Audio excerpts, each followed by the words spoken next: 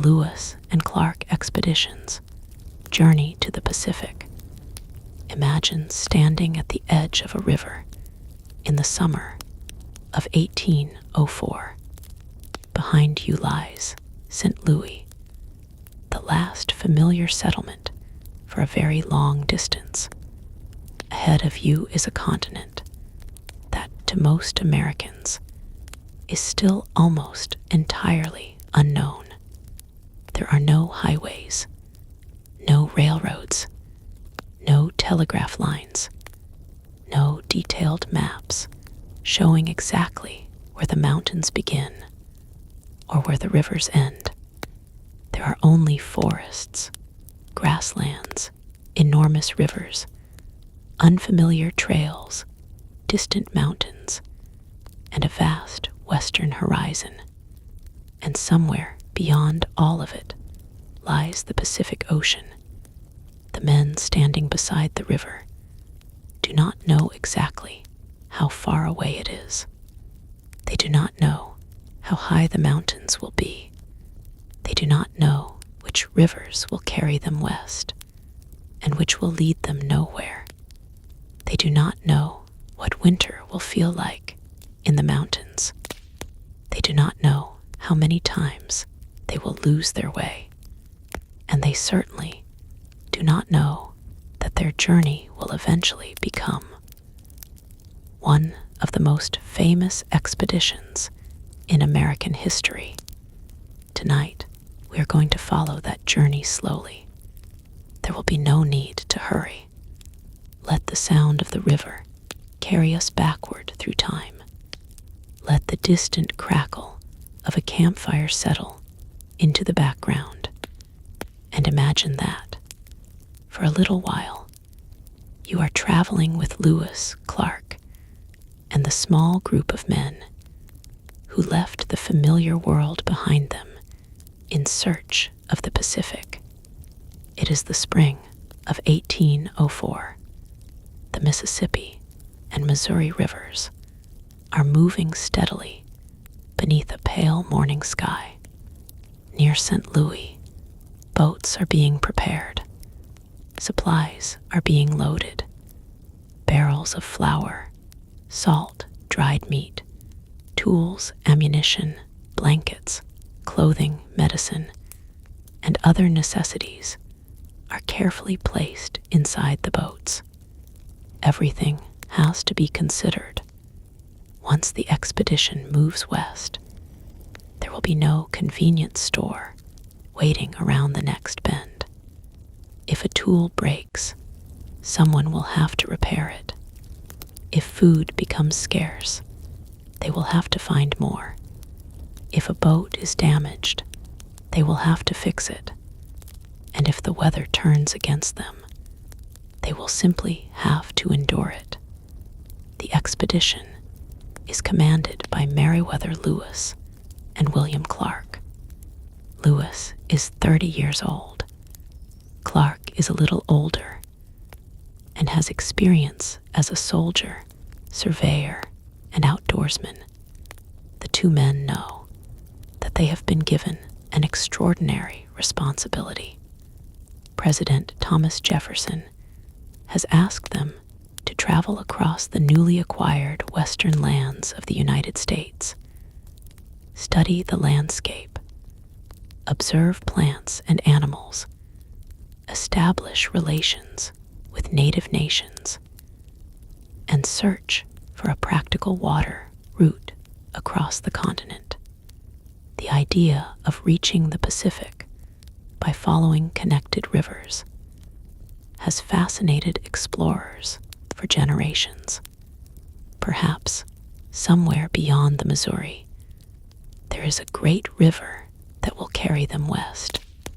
Perhaps the mountains will be lower than expected. Perhaps the continent will open before them. Perhaps, but no one really knows.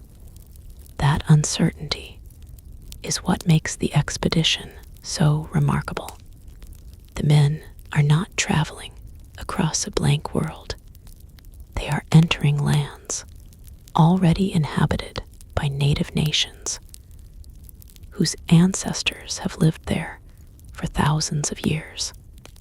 The expedition will depend heavily on the knowledge, assistance, and trade of people who understand these landscapes far better than the newcomers do. The American West is not empty. It is alive. It is already filled with villages, hunting grounds, trails, rivers, languages, stories, and generations of accumulated knowledge. Lewis and Clark are about to discover just how important that knowledge will become. On May 14, 1804, the expedition begins its journey up the Missouri River. The keelboat moves slowly against the current. Two smaller boats travel alongside it. The men use oars, poles, and ropes to move through the river. Sometimes the current helps them. Sometimes it seems determined to stop them. The Missouri is wide, muddy, and powerful. Its water carries enormous amounts of soil downstream, giving it the color of earth. Along its banks are forests and grasslands.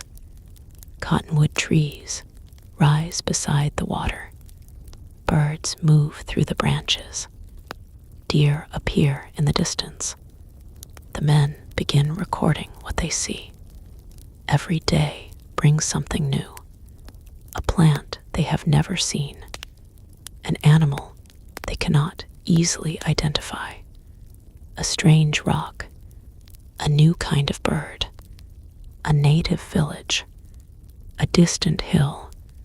A change in the river. For Lewis, observation becomes almost constant. He writes, he measures, he examines, he collects specimens, he watches the weather, he studies the land. For Clark, maps become increasingly important. Every bend of the Missouri must somehow be transformed into information that can later be understood by people who have never seen the river. Their journey is therefore both physical and intellectual. They are traveling through the wilderness while trying to turn the wilderness into knowledge. Days pass, then weeks. The landscape slowly changes. The familiar world disappears behind them. The expedition moves deeper into the Great Plains. The horizon becomes enormous. At times, the land seems to stretch endlessly in every direction. The men become accustomed to long days on the river. Morning begins early. The boats move. The sun rises higher. The men work. Then, as evening approaches, they search for a suitable place to stop. Camp is established. Food is prepared. Weapons are checked. Clothing is dried. Notes are written. And eventually, the wilderness becomes quiet. There is something peaceful about these evenings. The Missouri continues moving beside the camp. The fire burns slowly. Above them, the sky is filled with stars. There are no city lights, no engines, no distant traffic, only darkness, wind, water, insects, and the occasional sound of an animal somewhere beyond the firelight. For the men of the expedition, these quiet evenings may have been the closest thing to rest. But the journey is still young. Ahead lies a vast distance, and ahead lies something they have not yet seen. The Great Plains, the Rocky Mountains, and beyond the mountains, the Pacific. As summer approaches, the expedition encounters native nations. These meetings are among the most important moments of the entire journey. The explorers carry gifts and attempt to establish peaceful relationships. They offer medals, clothing, tools, and other objects.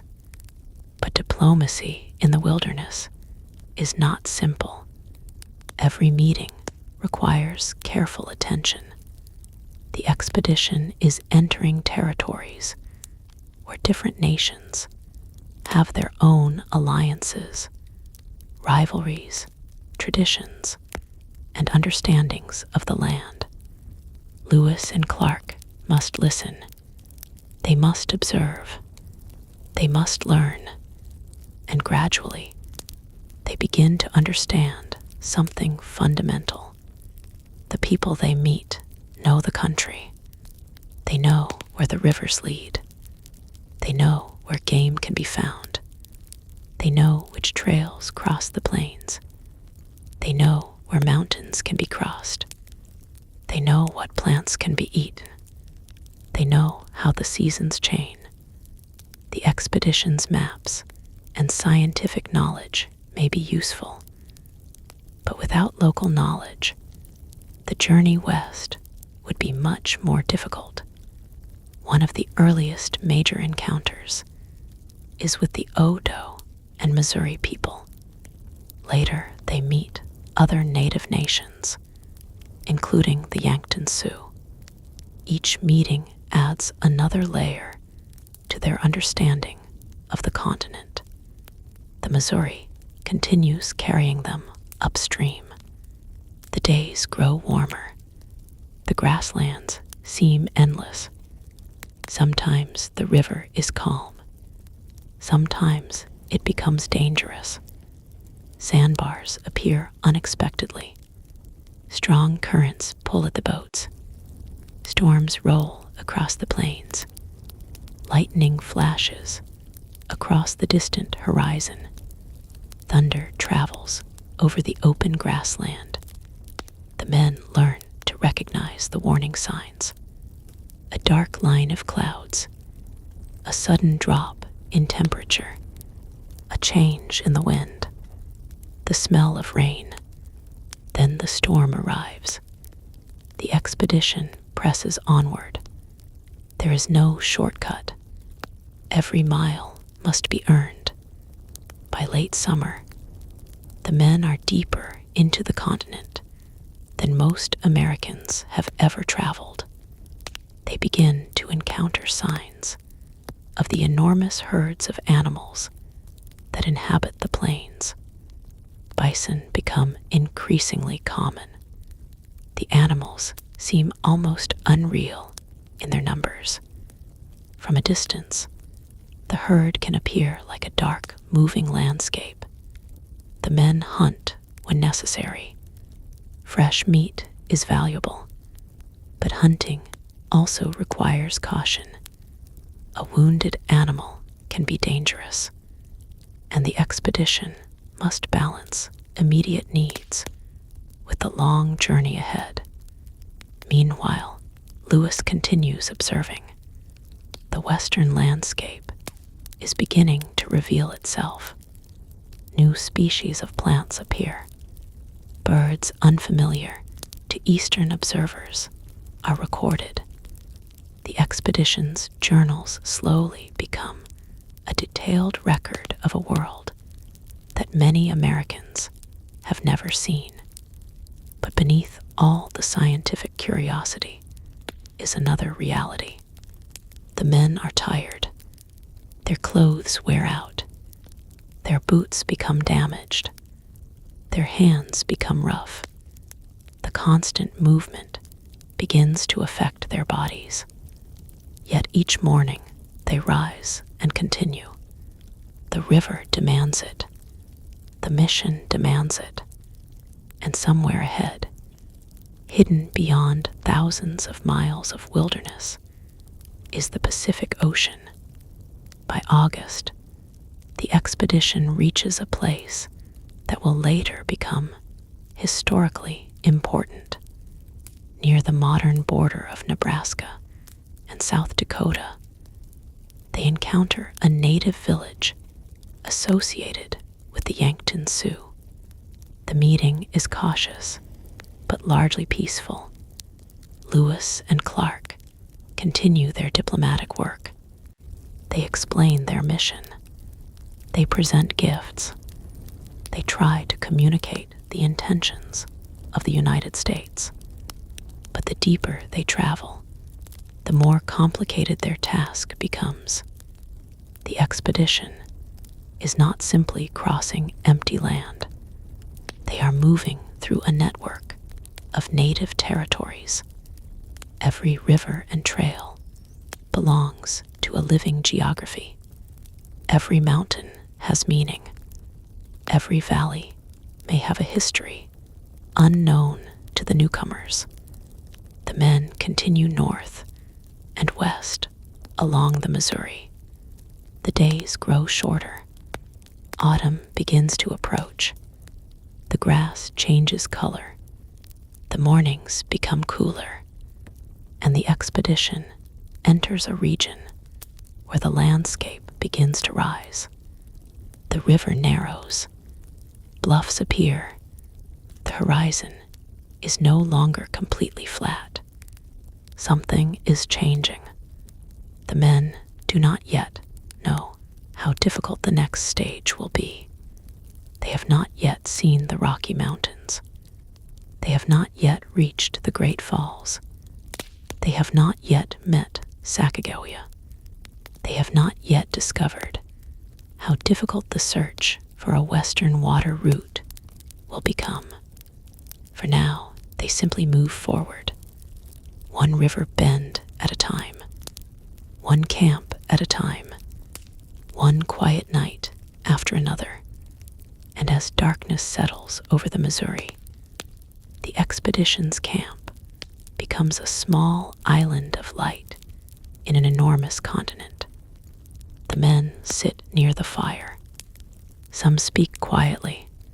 Some prepare food. Others repair equipment. A few write in journals. The horses rest nearby. The river flows in the darkness. Above them, the stars stretch from horizon to horizon. No one can see the Pacific.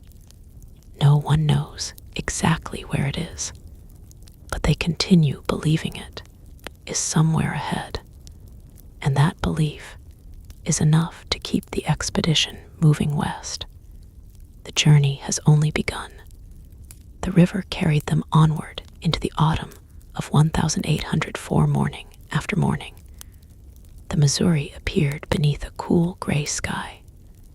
Its surface, sometimes smooth as glass, and sometimes broken by wind. The expedition had already traveled farther than most of the men had ever imagined, but the river still seemed to have no end. As the days became shorter, the landscape began to feel different. The broad plains remained, but the country was becoming more rugged. Tall bluffs rose beside the river. Strange formations of stone appeared along the banks. The men began to realize that the Missouri was leading them toward a completely different world. On October 27, they reached the area of present-day North Dakota. Winter was approaching, and somewhere ahead, they would have to find a place to survive it. They eventually arrived near the villages of the Mandan and Hidatsa peoples. For Lewis and Clark, this was an important moment. The villages were substantial communities, surrounded by fields and situated along the Missouri. Compared with the temporary camps of the expedition, these villages represented something different. They were permanent homes. People lived here through the seasons.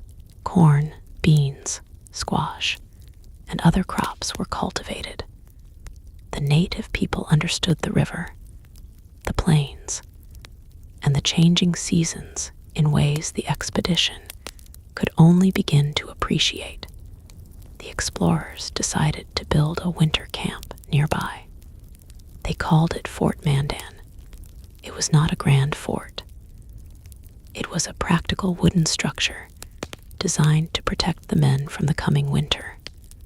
The walls were built. Cabins were arranged, supplies were organized, and slowly the expedition settled into a new rhythm. Outside the fort, winter was approaching inside. The men repaired equipment, prepared supplies, wrote journals, and exchanged information with native visitors.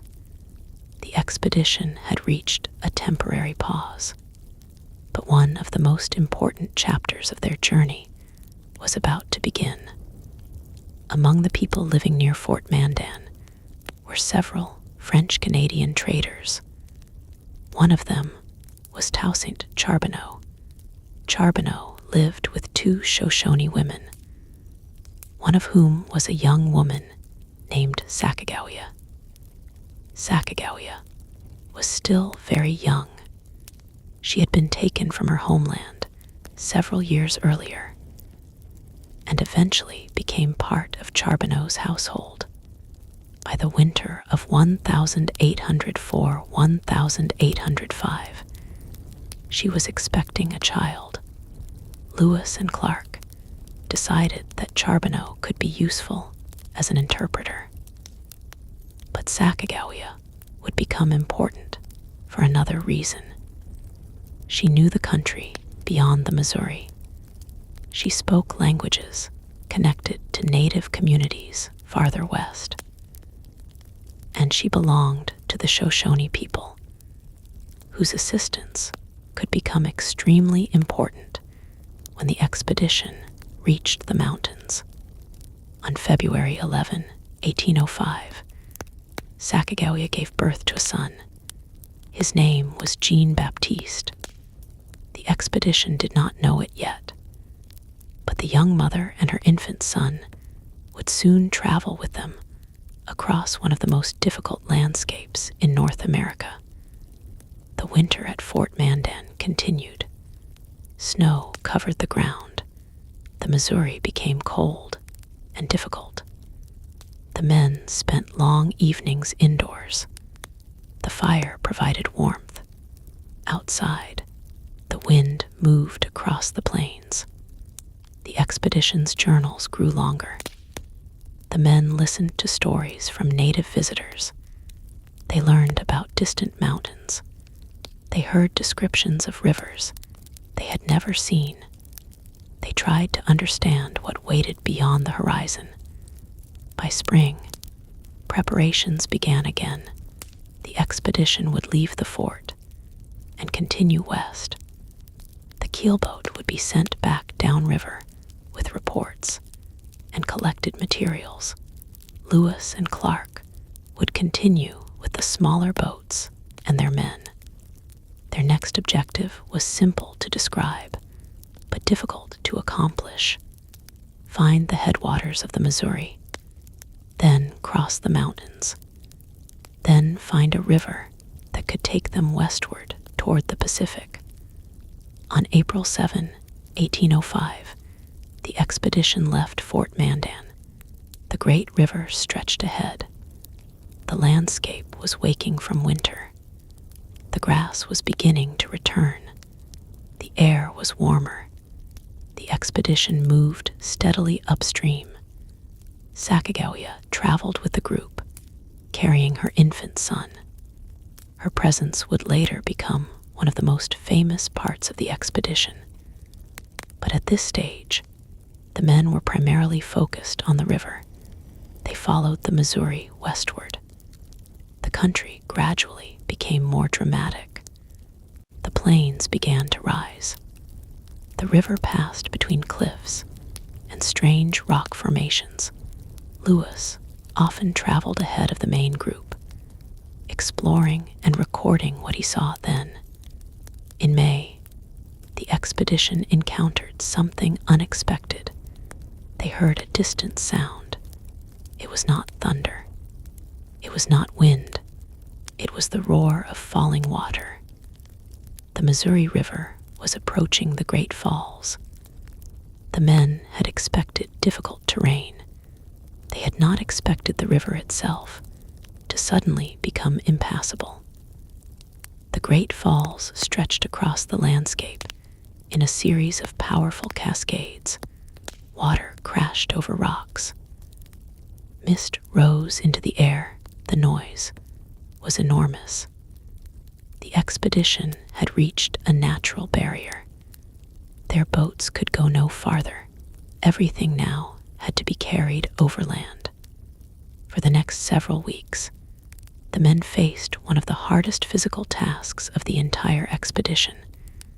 They had to transport boats, equipment, supplies, and weapons around the falls. There was no easy road. The ground was rough. The weather could be hot. The men carried heavy loads. Their feet became sore. Their clothing became worn. The work seemed endless. But eventually, they passed the Great Falls. The river became navigable again. The expedition continued. Summer arrived. The mountains were drawing closer. Lewis began to realize that the landscape was not going to become easier. It was becoming more difficult. The Missouri's upper reaches became narrower. The current was stronger. The surrounding country became increasingly mountainous. The men were now entering territory almost completely unknown to them. And then came one of the most important discoveries of the expedition. They reached a place where the river divided. Lewis looked carefully at the two branches. Which one was the Missouri? Which one would lead toward the mountains? The men had expected a clear path. Instead, they faced uncertainty. The decision mattered enormously. Choose the wrong river, and they could lose valuable time. Choose the wrong direction, and the expedition might travel miles before realizing the mistake. Lewis believed the northern branch was the Missouri. Some of the men disagreed. The landscape offered no obvious answer eventually. They chose the northern route. They continued west. The mountains grew larger. Soon the plains would end. The Rocky Mountains would begin. And the men would discover that crossing the continent would be far more difficult than simply following a river. By August, the expedition reached the three forks of the Missouri. Here 3 rivers came together. The explorers named them the Jefferson, Madison, and Gallatin. Lewis believed the Jefferson River would take them toward the mountains, and ultimately toward the Pacific. The men followed it. The river became smaller. The landscape became quieter. The enormous plains were behind them. Ahead were mountains. They were approaching the continental divide. The men did not know exactly what awaited them.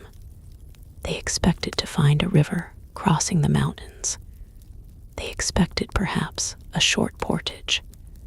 They imagined that once they reached the other side, another great river would carry them toward the Pacific. But the mountains would challenge that expectation. As the expedition moved higher, the temperature dropped. The trail became more difficult. The animals struggled. The men struggled. Sacagawea continued traveling with the group, her infant son with her. The landscape around them was immense. Rocky peaks rose in the distance. Snow remained in places even during summer. The men walked through forests of pine and fir. The air felt different. The horizon became a wall of mountains. Finally, they reached the Shoshone people. This meeting would become crucial. Lewis approached cautiously.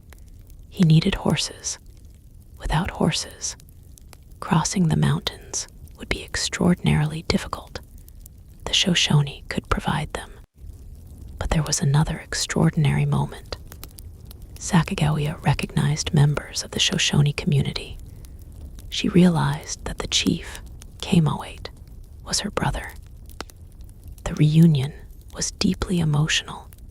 After years apart, Sacagawea had unexpectedly found her family in the middle of the expedition's journey.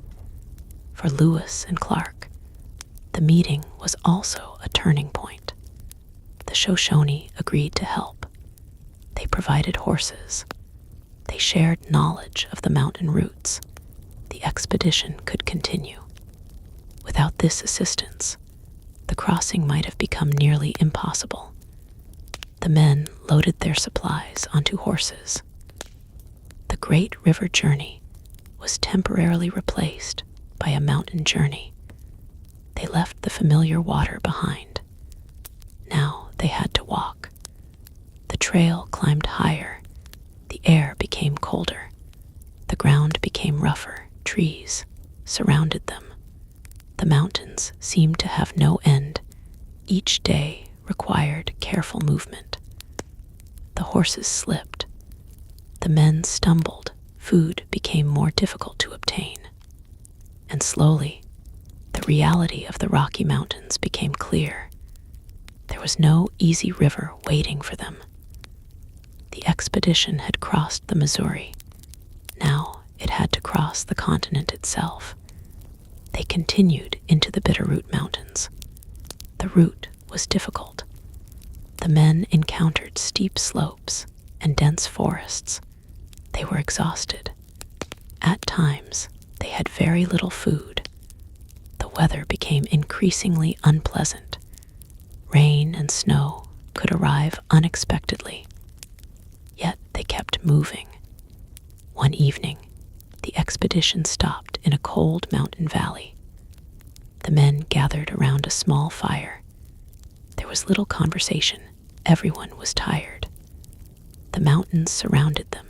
Somewhere beyond those mountains lay the western rivers.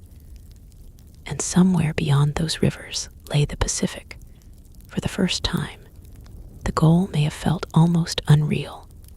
The men had traveled so far they had crossed plains, followed rivers, survived storms, passed the Great Falls, and climbed into the mountains. But they were still not there. Next morning, they continued, step by step, horse by horse, through forest and stone, until finally, the mountains began to descend. The expedition had crossed the continental divide. They had entered the drainage system leading toward the Pacific. But their journey was far from over. They still had to find a river. They still had to reach the Columbia. And the Pacific Ocean was still hundreds of miles away. The wilderness ahead was unknown. But now, for the first time, the expedition was truly traveling west. The Missouri was behind them. The mountains were behind them. Ahead was the Columbia River. And beyond the Columbia, the ocean. The men continued walking. The sound of their footsteps disappeared into the forest. The wind moved through the trees. Far away, hidden beyond the valleys, waves were moving against a distant shore. The Pacific was waiting. And the expedition was slowly getting closer. The mountains were behind them now. But Lewis and Clark had learned that crossing one mountain range did not mean the journey was becoming easy. In some ways, the hardest part was still ahead. They had entered the western side of the continent, but they still needed to find a river that would carry them toward the Pacific. The country looked different. The broad grasslands had disappeared. Tall evergreen forests covered the slopes. The air was cool and damp. Mist often hung between the trees in the morning. The men walked quietly through a landscape, unlike anything they had known in the eastern United States. They followed trails that had been used by native people long before the expedition arrived. Those trails were not marked on any American map. They existed because generations of people had learned how to move through these mountains. The expedition depended on that knowledge. Without those trails, the journey would have been even more difficult. The men continued westward. Their horses carried supplies, but the animals struggled on the steep terrain. The trail narrowed. Branches scratched against clothing. Rocks made every step uncertain. Rain came frequently. The men were tired and hungry. Their food supplies were becoming limited. For a group that had spent more than a year traveling, the physical exhaustion was becoming difficult to hide. But then the landscape began to change again. The mountains slowly opened. Valleys appeared. Rivers began flowing in new directions. The men understood that they were approaching the great Columbia River system. They had finally crossed the continent. Yet the Pacific was still not visible. On October 16, 1805, the expedition reached the Clearwater River. The river moved westward through a broad valley. For the first time, the men could imagine the Pacific as a realistic destination rather than a distant idea. But they still had many miles to travel. They built canoes. The river would once again become their road. This was an important transformation. For months, they had traveled by foot and horseback. Now they could return to the water. The canoes were placed into the river. Supplies were loaded. The men climbed inside, and the current carried them west. The Clearwater flowed into the Snake River. The Snake carried them farther west. The country around them was enormous. Rocky hills rose on both sides. The river moved through deep valleys. The men watched carefully. They were entering another world of powerful rivers and steep cliffs. The Snake eventually carried them toward the Columbia. When they reached the Columbia River, the expedition had achieved something extraordinary. They had found the great river flowing toward the Pacific. Now they only needed to follow it. But the Columbia was not a gentle road. Its waters could be dangerous. Strong currents moved between rocks. Rapids appeared suddenly. The men had to maneuver their canoes carefully. They had survived the great falls of the Missouri. They had survived the Rocky Mountains. Now the Columbia demanded their attention.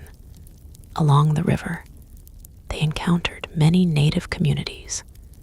The people of the Pacific Northwest knew the Columbia intimately.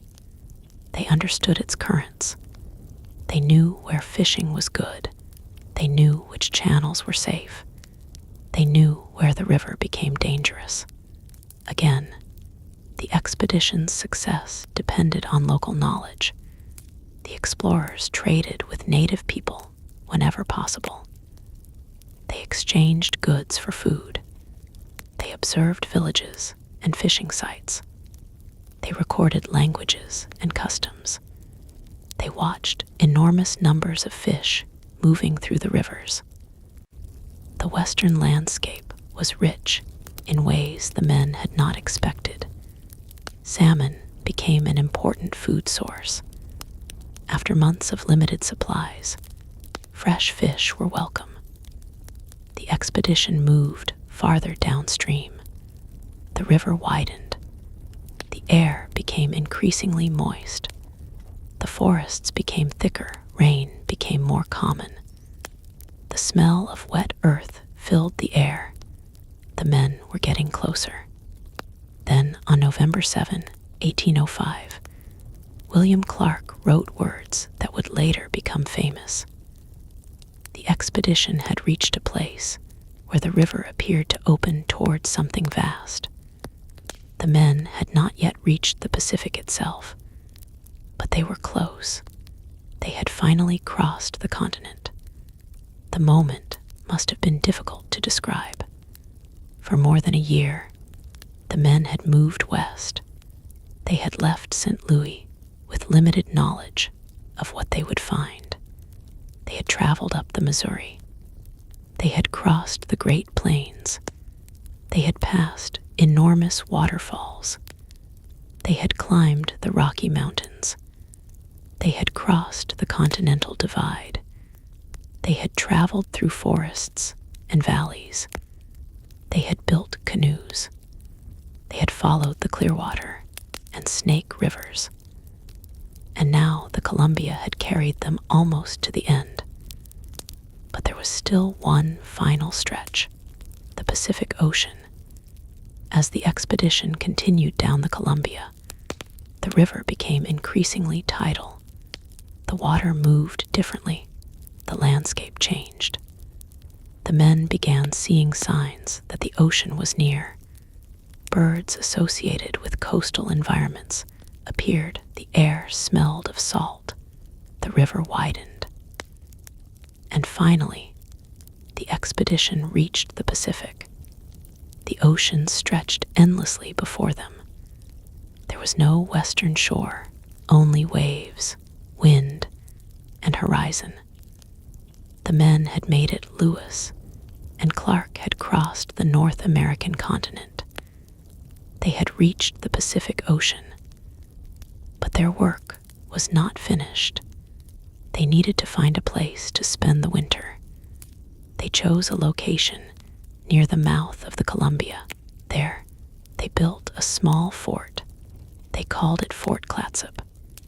The fort became their home for the winter of 1805-1806. Compared with the vast journey they had completed, Fort Clatsop was simple. Logs formed the walls. Inside were sleeping areas, storage spaces, and a central fire. Outside was the wet Pacific Northwest. Rain fell frequently.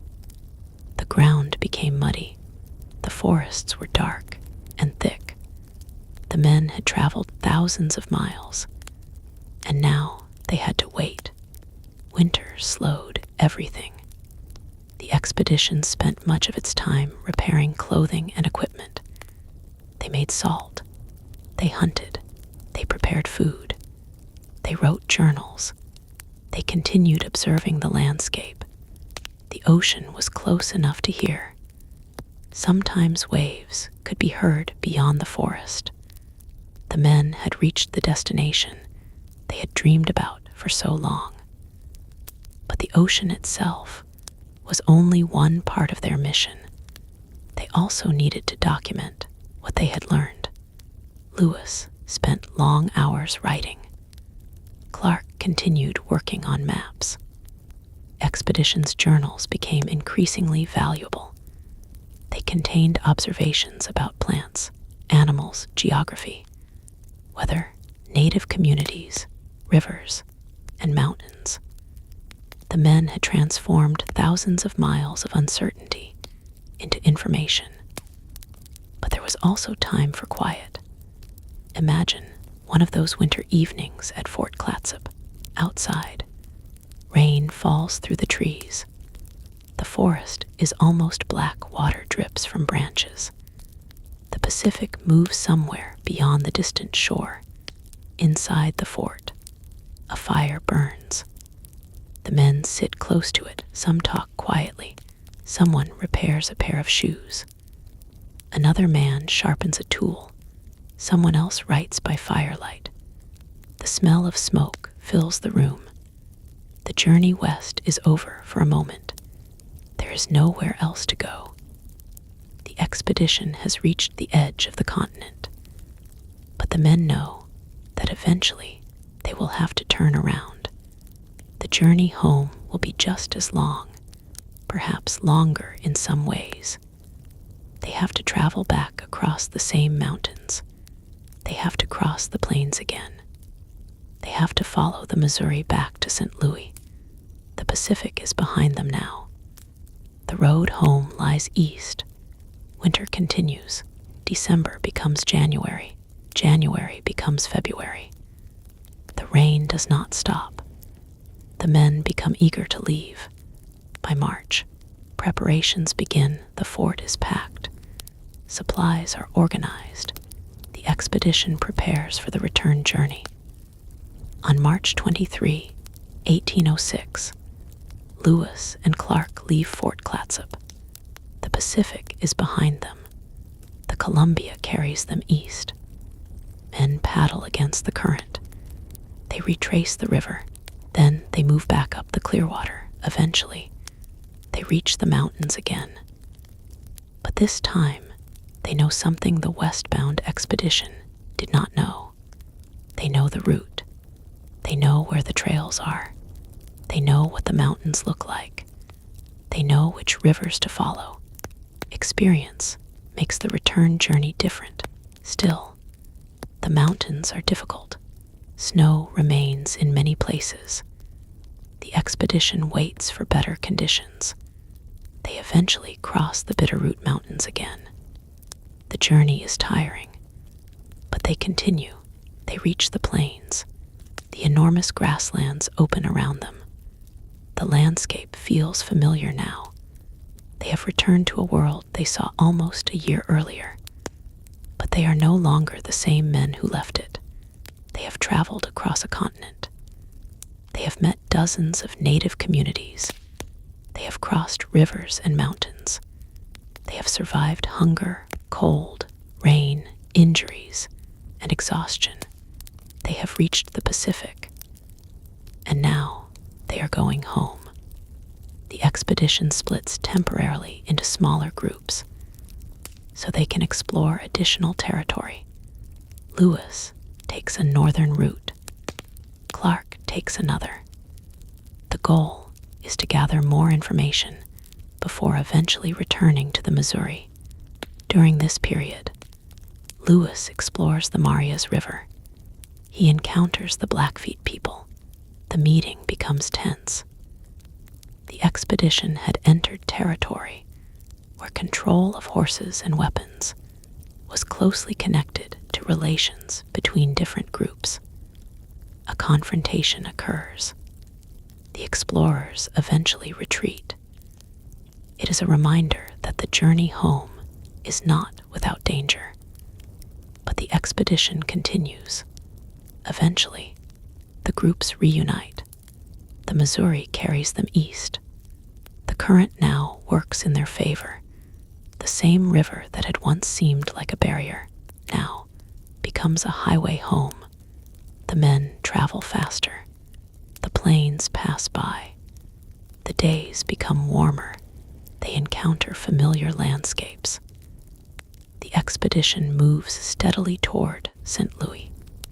And finally, on September 23, 1806, they arrive. After more than 2 years, Lewis and Clark and the remaining members of the expedition returned to St. Louis. People had not expected them to return so quickly. Some had even feared that they were dead. Now they were standing there alive. The expedition had succeeded. They had crossed the continent. They had reached the Pacific. They had returned. The journey had covered thousands of miles. But perhaps the most remarkable part was not simply the distance. It was the uncertainty. They had begun without knowing exactly what lay beyond the Missouri. They had expected a possible river passage across the continent. Instead, they discovered a far more complicated landscape. There was no simple water route connecting the Missouri to the Pacific. There were mountains. There were deserts and forests. There were enormous rivers. There were countless native communities. There were animals and plants unknown to Eastern Americans. There were places that required knowledge no map could provide. And through all of it, the expedition continued. Lewis and Clark's journey became one of the defining exploration stories of the early United States. But when we think about the expedition today, it is easy to imagine only the dramatic moments, the Great Falls, the Rocky Mountains, the Pacific Ocean, the dangerous rivers, the famous names. Yet much of the actual journey was quieter. It was mornings spent packing equipment, hours of paddling, walking along riverbanks, repairing clothing, cooking simple meals, writing notes, watching weather, listening to the river, sleeping beneath an enormous sky, waiting for snow to stop, waiting for a river to become safe, waiting for the next morning. And perhaps that quiet rhythm is the best way to remember the journey, because the expedition was not completed in one heroic moment. It was completed one day at a time, one river bend at a time, one mountain trail at a time, one difficult morning followed by another. And somewhere along the way, the men who had left St. Louis became travelers who had seen an entire continent. Tonight, if you imagine their journey slowly, there is no need to focus only on the danger. Imagine the Missouri at sunrise. Imagine the golden grass moving in the wind. Imagine the sound of paddles touching water. Imagine a small campfire beneath the stars. Imagine the quiet forests of the Rocky Mountains.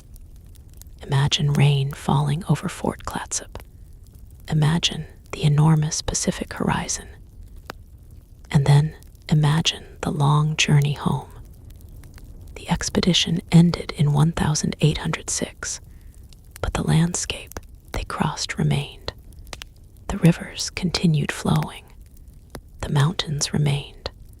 The forests continued growing. The Pacific continued meeting the shore. And the trails used by native peoples continued carrying travelers across the continent. Lewis and Clark had crossed the land, but they had not created it. They had entered a world that had existed long before them. Their journals helped Americans understand more about that world. But the knowledge of the land had always belonged to the people who lived there. That is one of the most important parts of the story. The expedition's success was never simply the result of courage or determination. It also depended on people they met along the way, on guides, on interpreters, on traders, on native communities, on people who shared food, on people who provided horses, on people who explained rivers and trails, and on individuals such as Sacagawea, whose presence became part of the story that survived long after the expedition itself ended. More than 2 centuries have passed since the expedition returned to St. Louis. The modern American landscape is filled with roads, cities, airports, railways, bridges, and technology. Journey from the Missouri River to the Pacific can now be completed in a matter of hours by airplane. But in 1804, it took more than 2 years. The men traveled by boat, horseback, and on foot. They depended on the weather. They depended on rivers. They depended on their own physical strength. And they depended on one another. Their journey reminds us how large the continent once felt to people living in the early United States. At the beginning, the Pacific was an idea, a distant possibility, a place somewhere beyond the mountains. By the end, it was real. They had stood beside it. They had watched its waves. They had listened to its wind. And then they had turned around and walked all the way home, The river still flows. The mountains still rise. The forests still whisper in the wind. And if you could travel back through time and stand beside the Missouri on one of those quiet evenings, you might hear the same sounds the expedition heard: water moving against the shore, wind passing through grass, a distant bird, the crackle of a small fire, the soft movement of men preparing for sleep. And somewhere beyond the darkness, thousands of miles away, the Pacific Ocean. The expedition's greatest achievement was not that they conquered the wilderness. They did not. The wilderness remained. Their achievement was that they entered the unknown with limited information and returned with a deeper understanding of the continent. They followed rivers. They climbed mountains. They listened to people who knew the land. They recorded what they saw. And slowly, mile by mile, the unknown became a little less unknown. The story of Lewis and Clark, therefore, does not really end when they return to St. Louis. It continues in the maps they created, in the journals they left behind, in the names of rivers and mountains, in the history of the American West, and in the memory of a journey that began beside a river and ended beside the Pacific. So tonight, let the expedition fade slowly into the distance. Picture the Missouri beneath a quiet evening sky. Picture the small boats moving west. Picture the campfires glowing in the darkness. Picture the mountains rising ahead. Picture the Pacific appearing beyond the forests. And then picture the men turning east, following the river home. The continent is quiet again. The fire becomes smaller. The river continues its ancient journey. And somewhere beneath the stars, the story of that remarkable expedition remains. A story of rivers, a story of mountains, a story of friendship, uncertainty, endurance, and discovery. A journey that began with a question: what lies beyond the horizon? And ended with an answer. An entire continent lay between the Missouri and the Pacific, and Lewis and Clark had crossed it, slowly, carefully, 1 mile at a time. The lost winter of Lewis and Clark imagine, a winter night in the American frontier, more than 2 centuries ago. The year is 1804.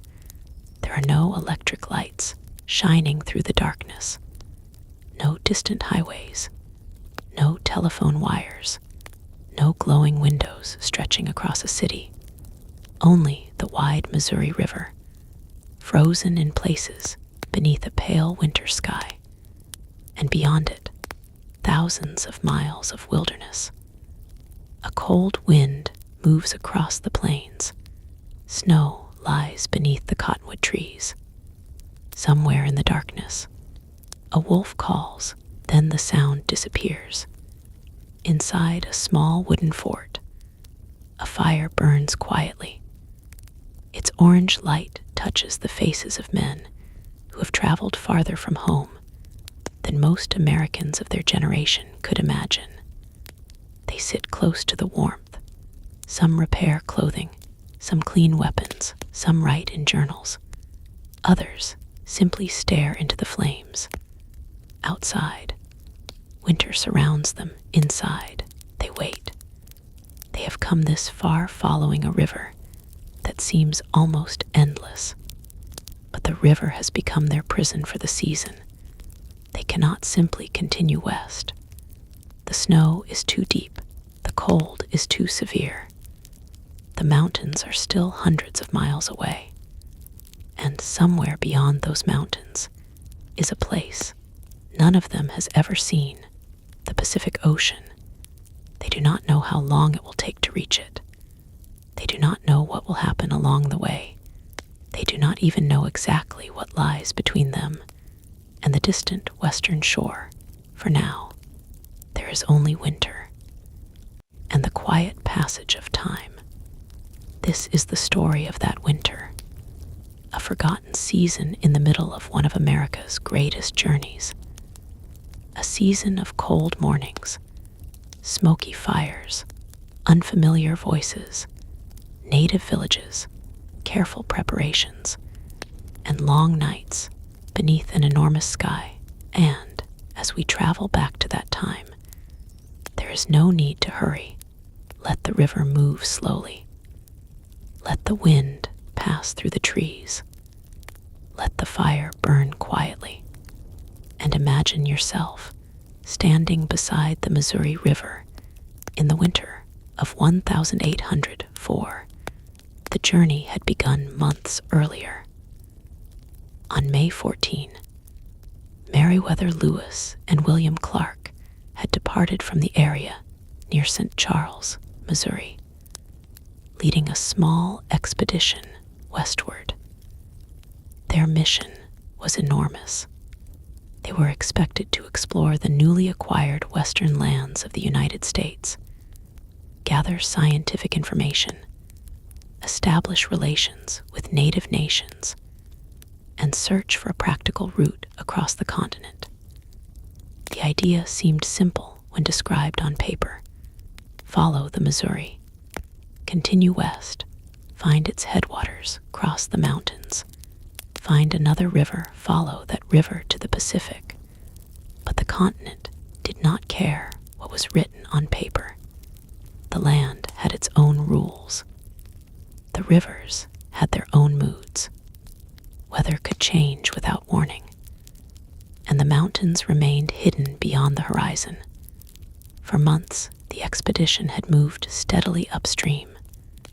The Missouri became their road. Their boat became their home. The men learned to wake early, work hard, and sleep whenever they could. Each day followed a familiar pattern. The boats moved. The men rowed or pushed with poles. Lewis watched the landscape. Clark measured distances and drew maps. Hunters searched for food. At night, camp was established. The fire was lit. Meals were prepared. And then the men rested. The routine was simple, but every mile carried them farther into the unknown. During the summer, they crossed enormous stretches of prairie. Grass moved like waves beneath the wind. Herds of bison wandered across the plains. Deer appeared near the river. Birds filled the trees. The sky seemed impossibly large. Sometimes storms crossed the horizon. A dark wall of clouds would appear in the distance. Thunder would roll over the prairie. Lightning would flash across the open land. The men learned to recognize the signs. Sometimes there was enough warning to secure the boats. Sometimes there was not. But they continued. The Missouri was powerful. Its current was difficult. Its channels changed. Sandbars appeared where none had been before. The expedition constantly had to adjust. And as summer slowly turned toward autumn, the landscape changed. The days became cooler. The nights became longer. The grass began losing its summer color. The men knew winter was coming. They needed to find a place where they could stop, somewhere farther west, near the villages of the Mandan and Hidatsa peoples. They would eventually build a winter camp. But before they reached it, they continued through a landscape filled with native communities. These meetings were essential. The expedition was traveling through a continent that was already occupied by numerous nations. These were not empty lands. They were homelands. People hunted here. Families lived here. Villages existed along rivers. Trails crossed the plains. Knowledge of the seasons had been passed from one generation to another. Lewis and Clark had maps. They had military experience. They had scientific training. But the people living in these lands possessed something the expedition desperately needed: local knowledge. They knew the rivers. They knew the animals. They knew the trails. They knew the weather. They knew where to find food. And they knew what lay beyond the horizon. The expedition, therefore, depended on diplomacy. Lewis and Clark carried gifts. They met leaders. They explained their mission. They exchanged information. Some meetings were peaceful, others were more complicated. The Western frontier was not a single political world. Different nations had different relationships with one another. Some were allies, some were rivals, some were cautious toward strangers. The expedition had to move carefully.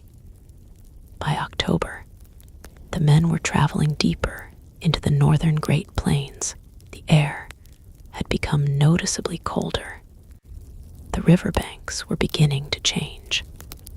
Morning frost appeared on the ground. The men wrapped themselves in heavier clothing. Their hands became stiff in the cold. The sun disappeared earlier each evening. And then, finally, they reached the region of the Mandan villages. The landscape around the Missouri opened into a broad valley. Smoke rose from the villages. Fields surrounded the settlements. The Mandan and Hidatsa peoples had lived along this part of the river for generations. Their communities were established and organized. The contrast with the traveling expedition was striking. The explorers moved constantly. The villagers had homes. They had fields. They had storage areas. They had established relationships with the surrounding landscape. Lewis and Clark realized that they had reached the right place to spend the winter. They would build a fort. It would become known as Fort Mandan. The work began. Trees were cut. Logs were prepared. Walls were constructed. Cabins were arranged around an interior space. The fort was practical rather than elegant. Its purpose was protection from the winter. It would be their shelter, their workshop, their warehouse, their home. And for several months, it would be the westernmost place most of the men had ever lived. As the walls rose, the surrounding country grew colder. The Missouri River continued moving beneath the winter sky. Sometimes ice appeared along the edges. Snow covered the ground. The men worked harder to finish the fort before the worst weather arrived. When the structure was complete, the expedition settled inside. For the first time in months, they were not moving. That stillness must have felt strange. For half a year, the men had been traveling. Now they were surrounded by walls. They could sleep without immediately preparing to leave the next morning. They could repair equipment. They could write. They could talk. They could listen. And they could learn from the people around them. The winter at Fort Mandan became a period of preparation. The expedition had not stopped its mission. It had simply changed its pace. Lewis and Clark spent time collecting information. Native visitors came to the fort. The explorers listened to descriptions of the country farther west. They heard about rivers. They heard about mountains. They heard about distant peoples. They heard about horses. They heard about the lands beyond the Missouri. Every piece of information mattered. The expedition was preparing for the most difficult part of its journey. They had traveled up the Missouri, but they still had to find its source. Then they had to cross the Rocky Mountains. The men did not yet know how difficult that would be. They imagined a western river route. Perhaps they believed that the mountains would be crossed more easily than they eventually discovered. Perhaps they understood that the journey would be hard, but could not yet imagine the details. For now, they waited. Winter deepened. The fort became their small world outside. Snow covered the ground inside. Fires burned. Smoke rose through the roof openings. Men gathered close to the warmth. The sound of tools echoed through the wooden structure. Leather was cut. Metal was repaired. Clothing was stitched. Weapons were cleaned. The expedition had to maintain everything. A broken piece of equipment could become a serious problem, hundreds of miles from civilization. There would be no supply store in the mountains, no repair shop beside the trail, no easy way to replace something once it was gone. Every tool mattered. Every blanket mattered. Every pound of food mattered. Every horse would matter. The winter, therefore, became a long preparation for uncertainty. Among the native people near Fort Mandan was a French-Canadian trader named Toussaint Charbonneau. He had lived among the Hidatsa and had knowledge of several languages. Lewis and Clark believed his interpreting abilities could be useful. Charbonneau lived with two Shoshone women. One of them was Sacagawea. She was young. She had been born among the Shoshone and had later been taken from her homeland. Now, she lived far from the place where she had grown up. The expedition did not yet know how important she would become. But circumstances were already moving toward that future. The explorers knew that when they reached the Rocky Mountains, they would need horses. Shoshone were known to have horses. A connection to the Shoshone could therefore be extremely valuable.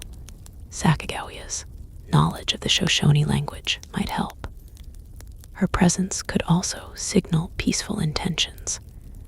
There was another reason she would attract attention. She was expecting a child. Winter passed slowly. The men watched the snow. They waited for spring. At times, the temperature became extremely low. The Missouri landscape looked completely different from the warm summer world they had traveled through only months earlier. Trees stood bare. Snow covered the earth. The sky seemed pale and distant. The men learned how to live with cold. They dressed in layers. They stayed close to fires. They dried clothing carefully. They worked inside whenever possible. And they waited. A winter like this changes the perception of time. Days feel longer. Night arrives early. The same walls are seen every morning. The same fire burns every evening. The same river lies beyond the fort. Yet slowly, almost invisibly, the season changes. The coldest days begin to pass. The sun rises slightly earlier. The snow begins to soften. The men notice the change. Spring is coming. But before the expedition can leave, another important event occurs. On February 11, 1805, Sacagawea gives birth to a son. His name is Jean-Baptiste. He is a tiny child in a world of enormous distances. His mother has no idea that he is about to become one of the youngest travelers in a journey across the continent.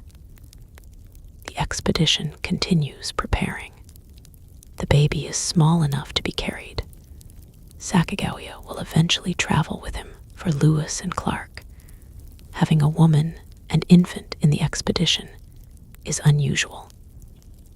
But Sacagawea's presence will also have practical value. Her identity as a Shoshone woman could help. when the expedition reaches the mountains.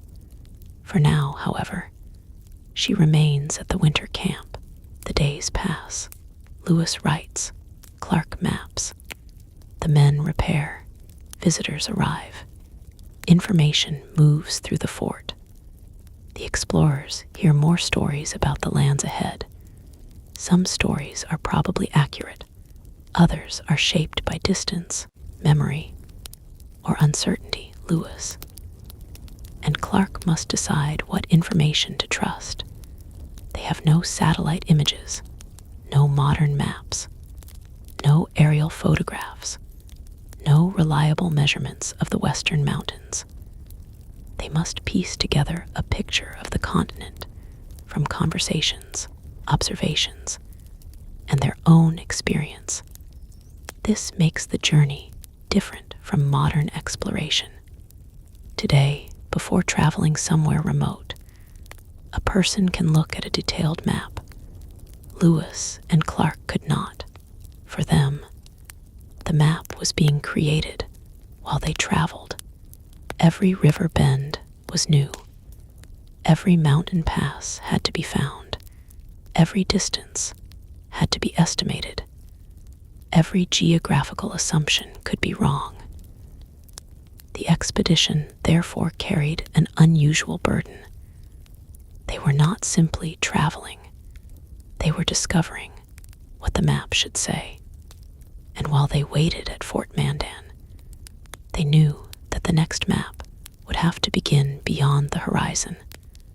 The spring thaw finally arrived. The Missouri began to open. Ice broke apart. Water moved faster. The river became navigable again.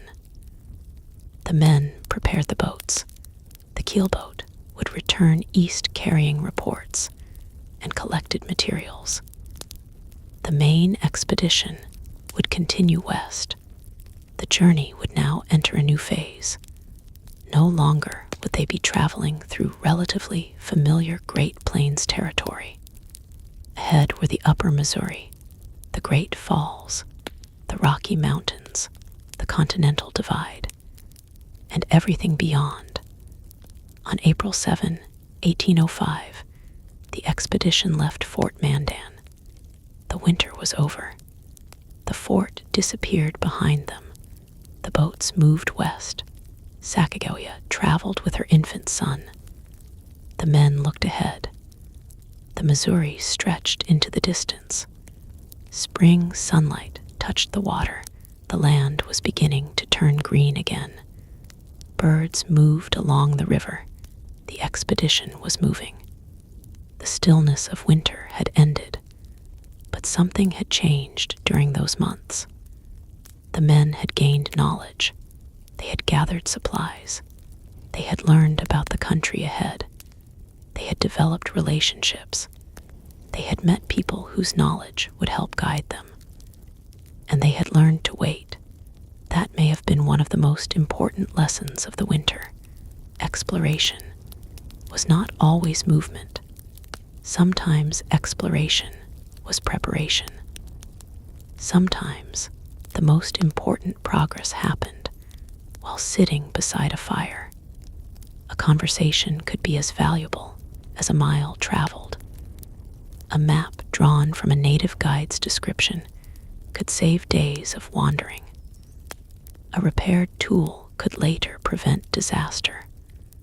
A warm coat could make the difference between survival and illness.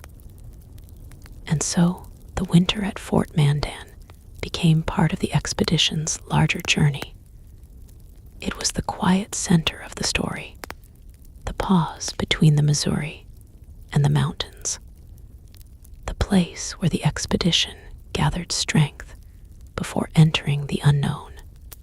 As the boats moved west again, the men knew they would not see Fort Mandan for a long time.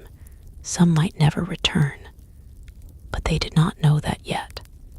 They were focused on the river. The days grew warmer. The banks of the Missouri became greener.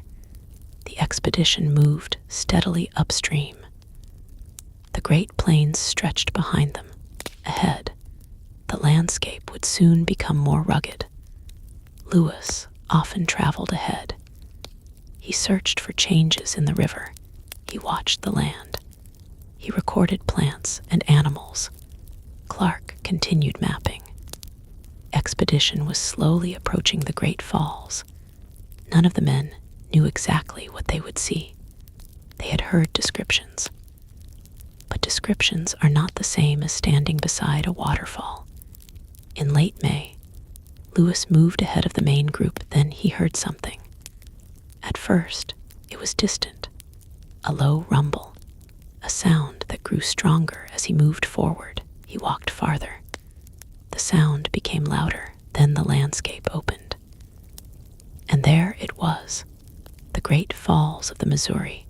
Water rushed over stone with enormous force. Mist rose into the air. The roar was so powerful that ordinary conversation became difficult. Lewis knew immediately that the expedition's boats could go no farther. The river had become a wall. They would have to carry everything around it. The men had expected obstacles. They had not expected such a tremendous one. The portage would take weeks. They would carry equipment over rough ground. They would move boats. They would haul supplies. They would struggle under the summer sun.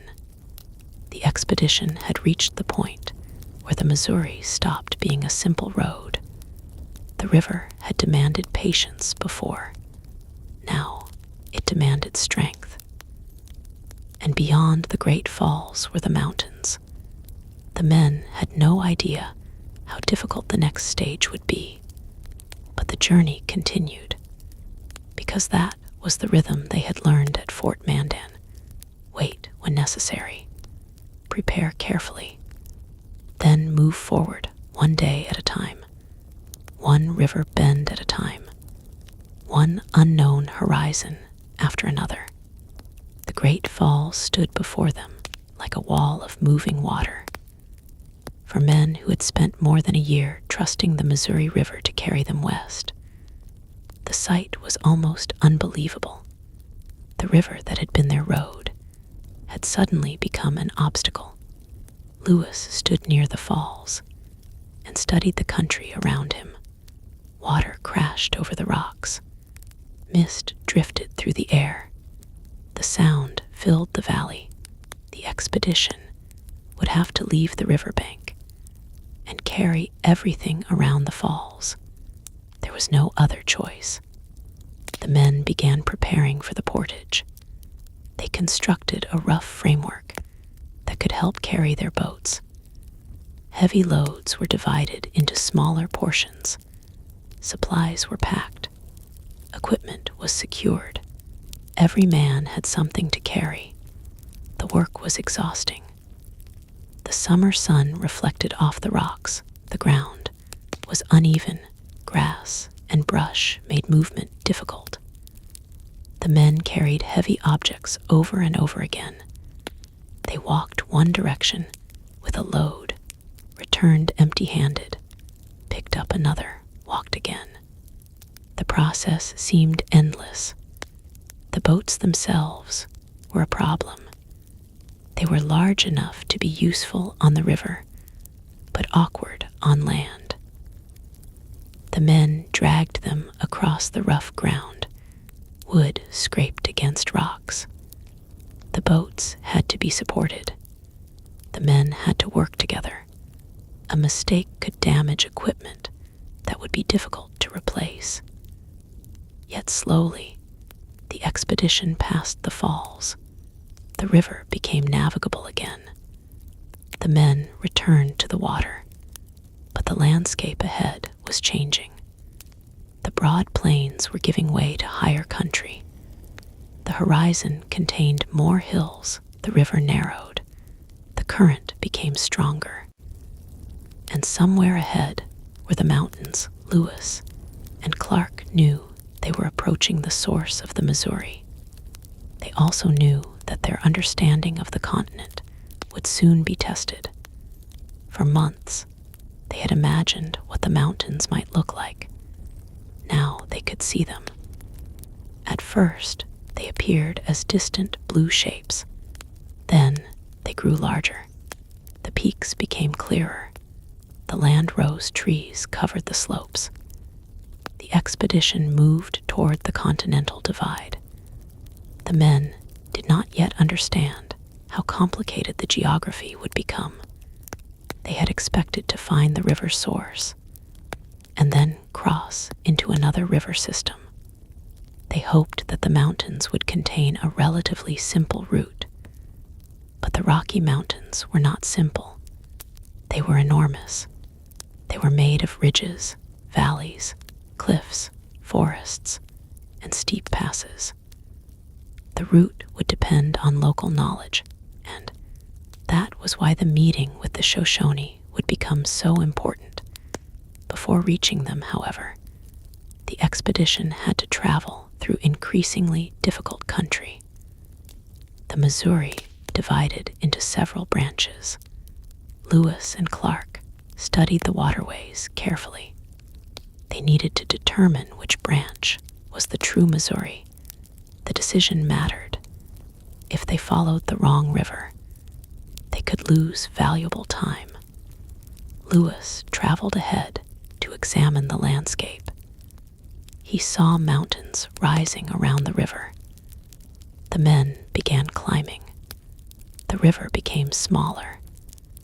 The familiar world of the lower Missouri was disappearing. Soon the expedition reached the Three Forks. 3 rivers came together. The explorers named them the Jefferson, Madison, and Gallatin. They believed the Jefferson would lead them toward the mountains, so they followed it. The water became shallower. The banks became narrower. The boats became less useful. The men had to push and pull. Sometimes they walked beside the boats. Sometimes they carried equipment. Eventually, the expedition reached the point where the river could no longer carry them easily. The men began preparing for another change soon. They would have to travel by land. They needed horses. And horses were precisely what the Shoshone could provide. Expedition continued westward. One August morning, Lewis traveled ahead. He moved carefully through the landscape.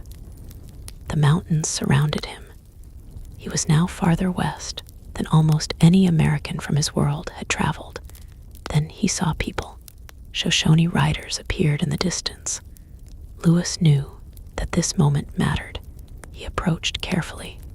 Weapons were present. But the goal was peace. The meeting began cautiously. The Shoshone were watching these strangers. Lewis was watching them.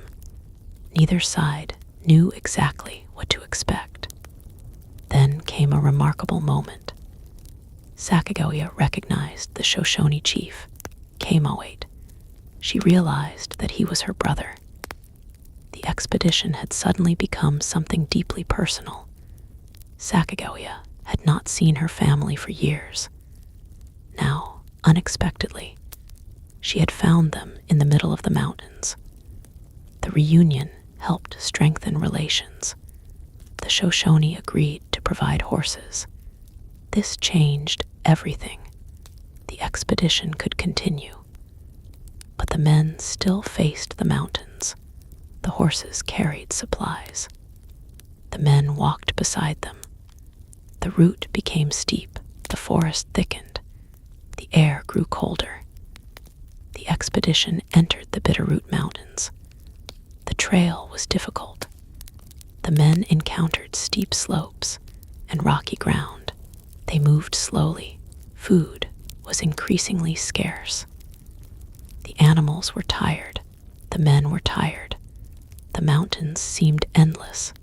Sometimes snow remained on the ground. Sometimes rain fell. Sometimes the trail disappeared. They relied on the guidance of native people who knew the terrain. Without those trails, the expedition would have been nearly impossible. The men continued. One day followed another. Morning began. The camp was packed. The horses were loaded. The men walked. At midday, they rested briefly. Then they continued. In the evening, camp was established. The fire was small because wood was limited in some places. Food was carefully divided.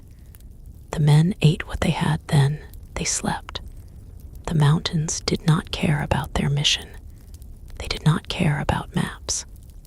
They did not care about the ambitions of the United States.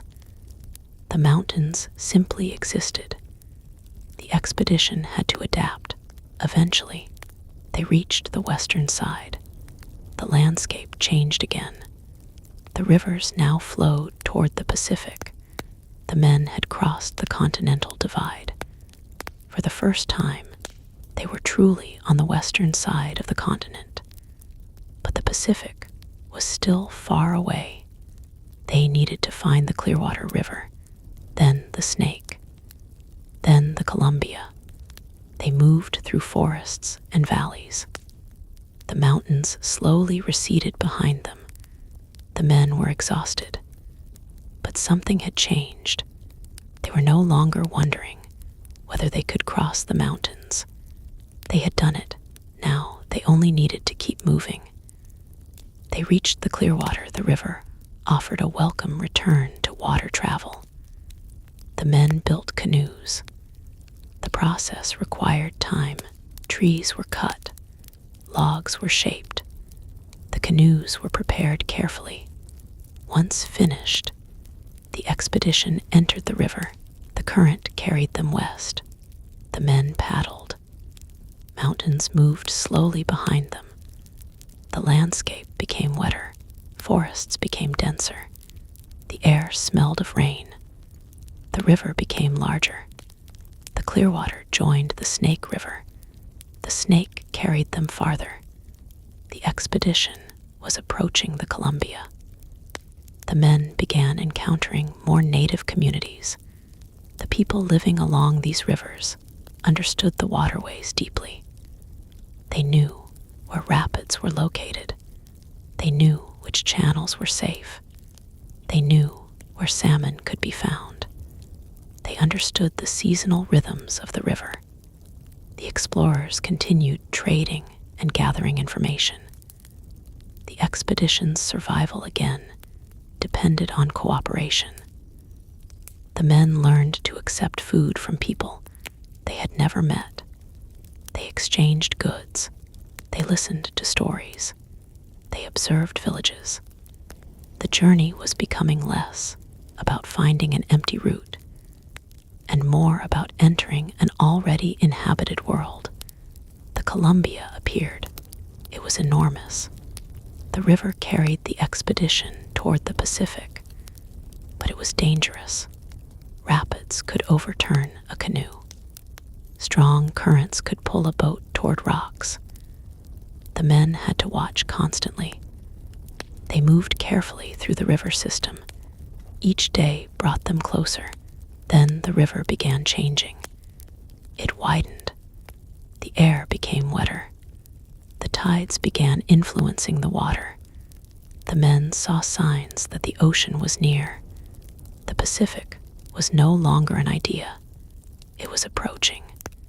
The expedition continued downstream. The weather became increasingly coastal. Rain fell frequently. The forests were thick, moss-covered trees. Landscape seemed almost permanently damp. The men had traveled through dry plains and cold mountains. Now they had entered a wet world of enormous trees and mist. Eventually, the Columbia opened toward the ocean. The horizon widened. The river seemed to merge with something much larger. The men had reached the Pacific. For more than a year, they had imagined this moment. Now it was real. The ocean stretched before them. Waves rolled toward the shore. The wind carried the smell of salt. The expedition had crossed the continent. But their journey was not over. They they needed to establish a winter camp. They selected a location near the mouth of the Columbia. There, they built Fort Clatsop. The fort was small. Logs formed the walls. Inside were simple rooms. A fire provided warmth. Outside, rain fell. The Pacific Northwest winter was unlike the winter they had experienced at Fort Mandan. At Fort Mandan, the cold had been severe. At Fort Clatsop, the problem was often rain. Rain fell, and fell, and fell. The forest remained wet. Clothing became difficult to dry. The ground became muddy. Smoke struggled to escape the fort. The men spent long periods indoors. Yet there was something remarkable about their position. They had reached the Pacific. They had achieved the central goal of their westward journey. The ocean was nearby. Sometimes the men traveled to the shore. They watched the waves. They collected salt. They hunted. They explored. Lewis continued writing. Clark continued mapping. The expedition's journals became increasingly detailed. They had collected information about hundreds of plants and animals. They had recorded geographical observations. They had encountered numerous native nations. They had mapped rivers. They had crossed mountains. Now they could finally pause. For a few months, the expedition would remain near the Pacific. The men settled into a slower routine morning. Work, rain, food, repairs, writing, sleep. The days passed. December arrived. The fort became quieter. The men were tired. Some suffered from illness. Others had injuries. But the expedition remained organized. The winter was a period of waiting. And waiting was something they had already learned how to do. The experience at Fort Mandan had prepared them. They knew how to survive a long winter. They knew how to repair equipment. They knew how to preserve food. They knew how to keep a fire burning. They knew how to remain patient.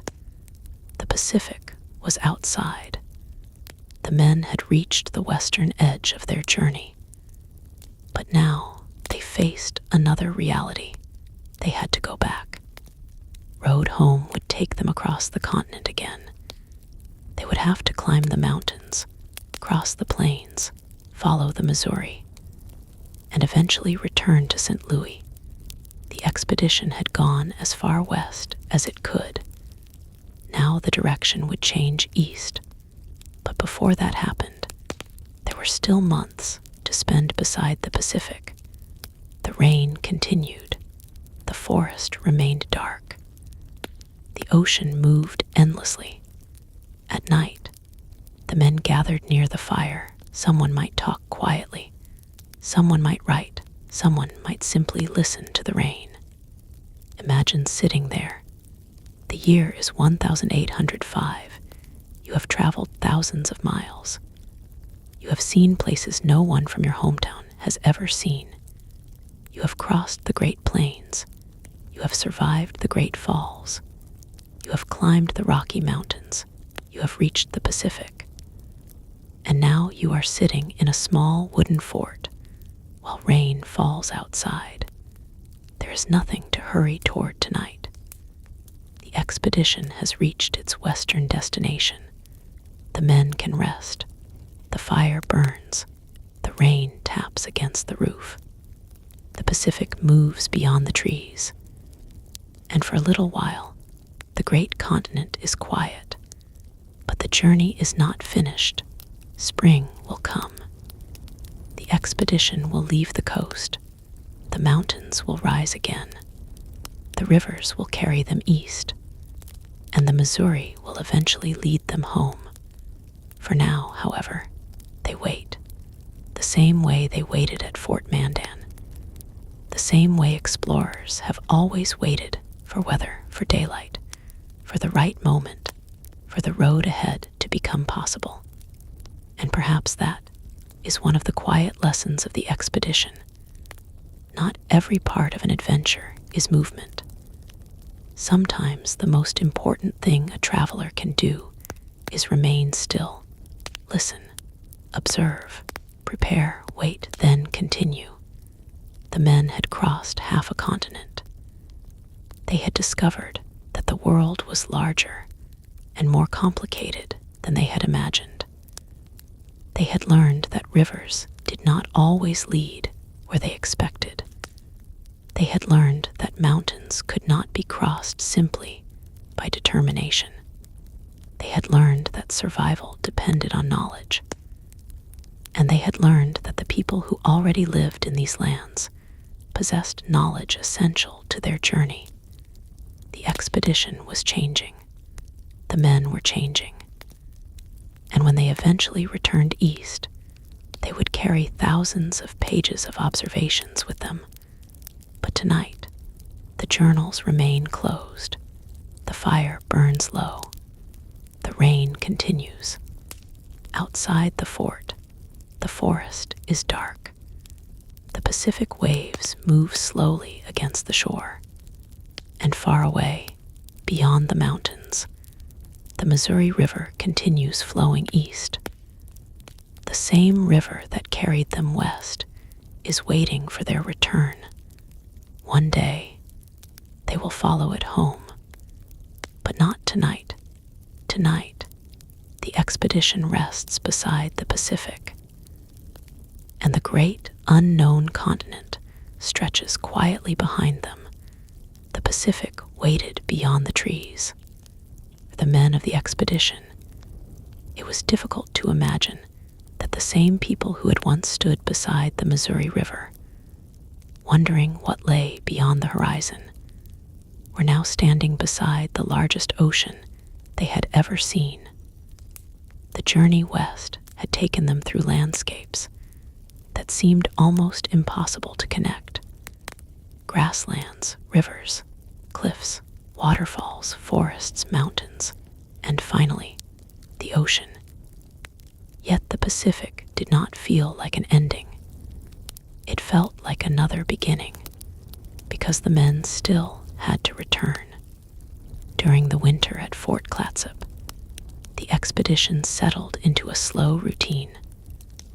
The fort was small enough that everyone knew where everyone else was. The walls were close. The fire was always important. Wood had to be gathered, food had to be prepared, clothing had to be repaired. The men spent considerable time hunting. The forests around them were different from the plains they had crossed. The trees were enormous. The vegetation was thick. Rain could make movement difficult. Hunting was not always easy. The men had to learn the local environment. They depended again on native knowledge.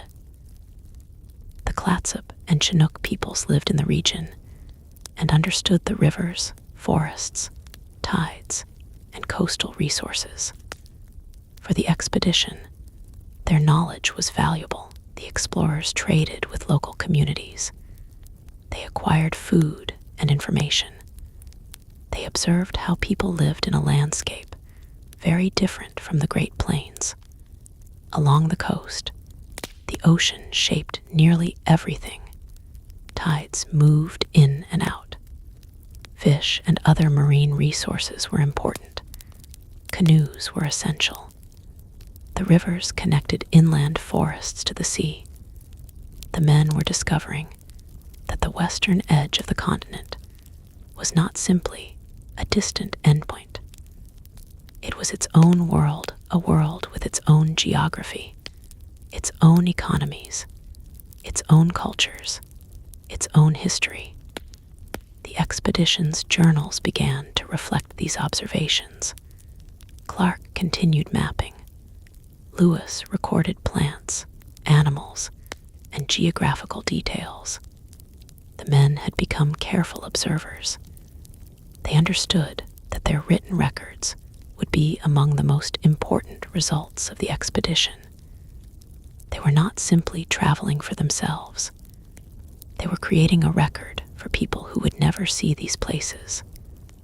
A person in Washington, Virginia, Pennsylvania, or Kentucky might one day read their descriptions and imagine the western lands. But that future reader would not hear the rain, would not smell the wet forest, would not feel the cold wind from the Pacific, would not hear waves crashing along the shore. That was something only the expedition members could experience.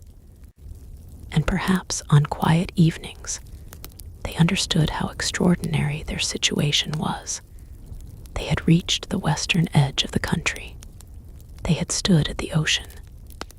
But they were thousands of miles from home. There was no quick way back, no road, no ship waiting to carry them east, no easy escape if something went wrong.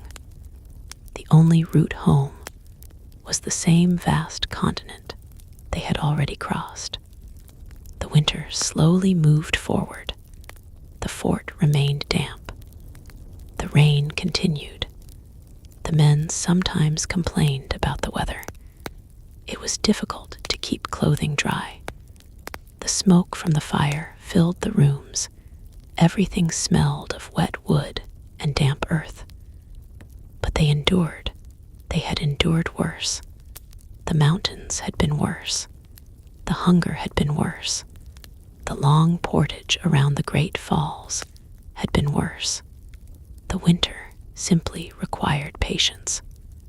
As January passed into February, the men began thinking more seriously about the return journey. They needed to prepare. Supplies had to be checked. Equipment had to be repaired. Maps had to be organized. The fort would eventually be abandoned. Everything they could not carry would be left behind.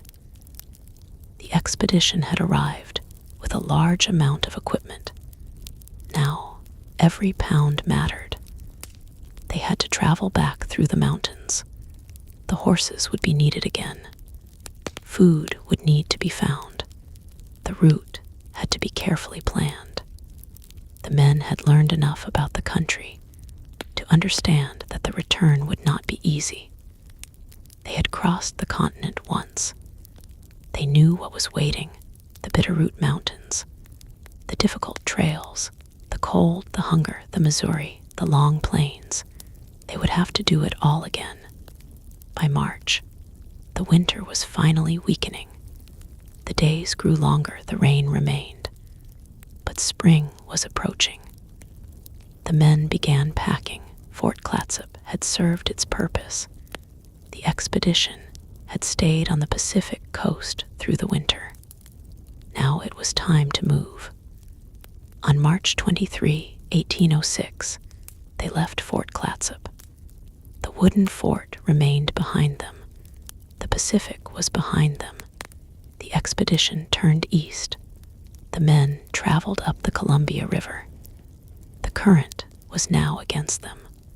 Unlike the westward journey, the river no longer carried them toward their destination. They had to paddle. They had to work. But they knew the river now. They had already traveled through its dangerous sections. They understood its channels. They knew where the rapids were experienced, made the journey somewhat easier. Yet the river remained powerful. The expedition moved slowly. Eventually, they reached the Snake River, then the Clearwater, then the mountains. The Rocky Mountains waited. The men would have to cross them again. But there was an important difference. The expedition was no longer entering the mountains for the first time. They had memories of the route. They knew where the trails were.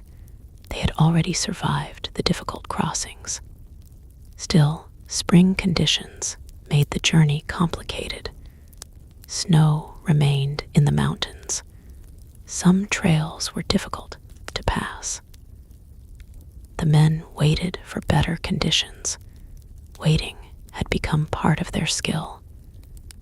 They understood that moving too early could be dangerous. A mountain pass that looked possible from a distance could become deadly after a storm, so they waited. The expedition members probably did not enjoy waiting, but they knew patience was often safer than speed. Eventually, conditions improved. They began crossing the Bitterroot Mountains. The horses carried supplies. The men walked. The forest surrounded them. The mountains rose on both sides. Snow remained beneath the trees. Cold air moved through the valleys. The journey was slow. At times, the trail was difficult to see. At other times, it was obvious that the path had been used for generations.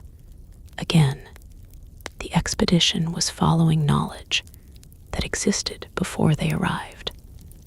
The native trails were their roads. Without them, the mountains would have been almost impossible to navigate. The men eventually emerged from the mountains. The plains opened before them. The landscape felt familiar. They had crossed this country before. But now the expedition was divided. Lewis and Clark decided to explore different routes so they could gather more information. The journey home became an opportunity for further exploration. Lewis traveled north. Clark explored another route.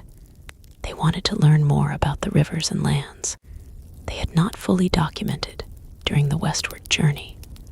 For Lewis, this meant traveling toward the Marias River. He hoped to determine how far north the Missouri's drainage extended. The landscape was broad and open. The sky stretched above him. The journey was quieter than the westward expedition. There was no single great mystery anymore.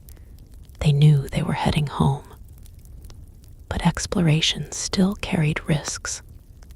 Lewis encountered a group of Blackfeet. The meeting became tense. The expedition's presence in the region intersected with existing native political and economic relationships. Horses and firearms were important. Different groups had reasons to be cautious. The situation nearly became violent. A confrontation followed. The explorers eventually withdrew. The incident reminded them that the West was not simply a landscape to be mapped. It was a political world. People had interests. Territories mattered. Relationships mattered. And outsiders could not always move safely through them. Lewis and his men continued meanwhile. Clark explored another route. The expedition members were collecting information, almost until the very end. The homeward journey was not simply a retreat. It was still an expedition, still a scientific mission, still a mapping project, still a search for understanding. Eventually, the separate groups reunited. The Missouri River lay ahead.